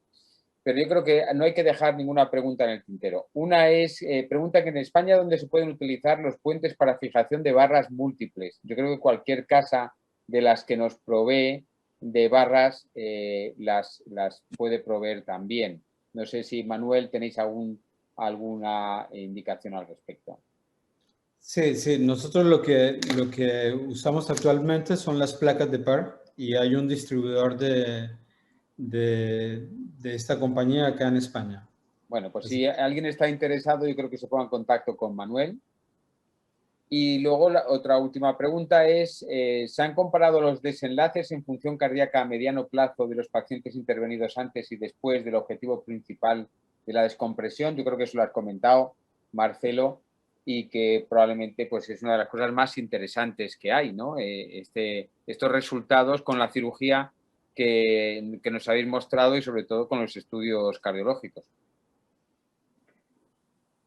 Sí, totalmente, y no somos, en este aspecto hay papers, hay bastante bibliografía publicando. La gente de Cincinnati Children's, lo que ellos han hecho son estudios cardiológicos muy interesantes. Les recomiendo al que quiera, tenemos una pila, les paso todo el rompecabezas, si quieren, me escriben y preparen el Google Drive, porque es un montón de bibliografía. Es apasionante, hay muchos papers que te dicen que mejora la función cardíaca y se van los síntomas, pero por supuesto falta esa línea conductora, que todos estemos hablando de lo mismo. ¿Qué son síntomas? ¿Qué es esto? ¿Cuál es la clasificación? El día que logremos poner... Es como una sinfonía, están todos tocando sin un director. Está faltando un director que ponga a toda esta gente a tocar hasta que le encontremos la vuelta. Muy bien, Carlos, ¿alguna pregunta a los demás? ¿Algún comentario? No, yo simplemente, como vamos ya mal de tiempo, yo creo que se han cumplido los objetivos. Los panelistas han rayado a una altura que era lo esperado de ellos. Vuelvo a recalcar que su repertorio no acaba aquí, es decir, que sus conocimientos en relación a la pared torácica son exhaustivos. Podríamos hacer otro webinar mañana mismo cambiando completamente el temario y solamente quiero finalizar agradeciéndoles su participación y enviando un cordial saludo a los amigos de América, a los del PAC Latino y a todos los inscritos que han pasado ya, yo creo que de los 200. Muy bien, pues yo me sumo a las felicitaciones, a los agradecimientos y no dejar de agradecer a Cuña Fombona, que ha sido la casa que nos ha facilitado el poder hacer esto de una manera muy profesional. Gracias a todos los ponentes y esperemos vernos en septiembre en el próximo webinar, si no de ponentes, otra vez, que seguro que lo haríais muy bien, de oyentes y de participantes. Muchas gracias a todos y hasta pronto. Muchas gracias. Gracias, Hasta pronto. buenas tardes. Hasta luego. Gracias a Gracias a todos. todos.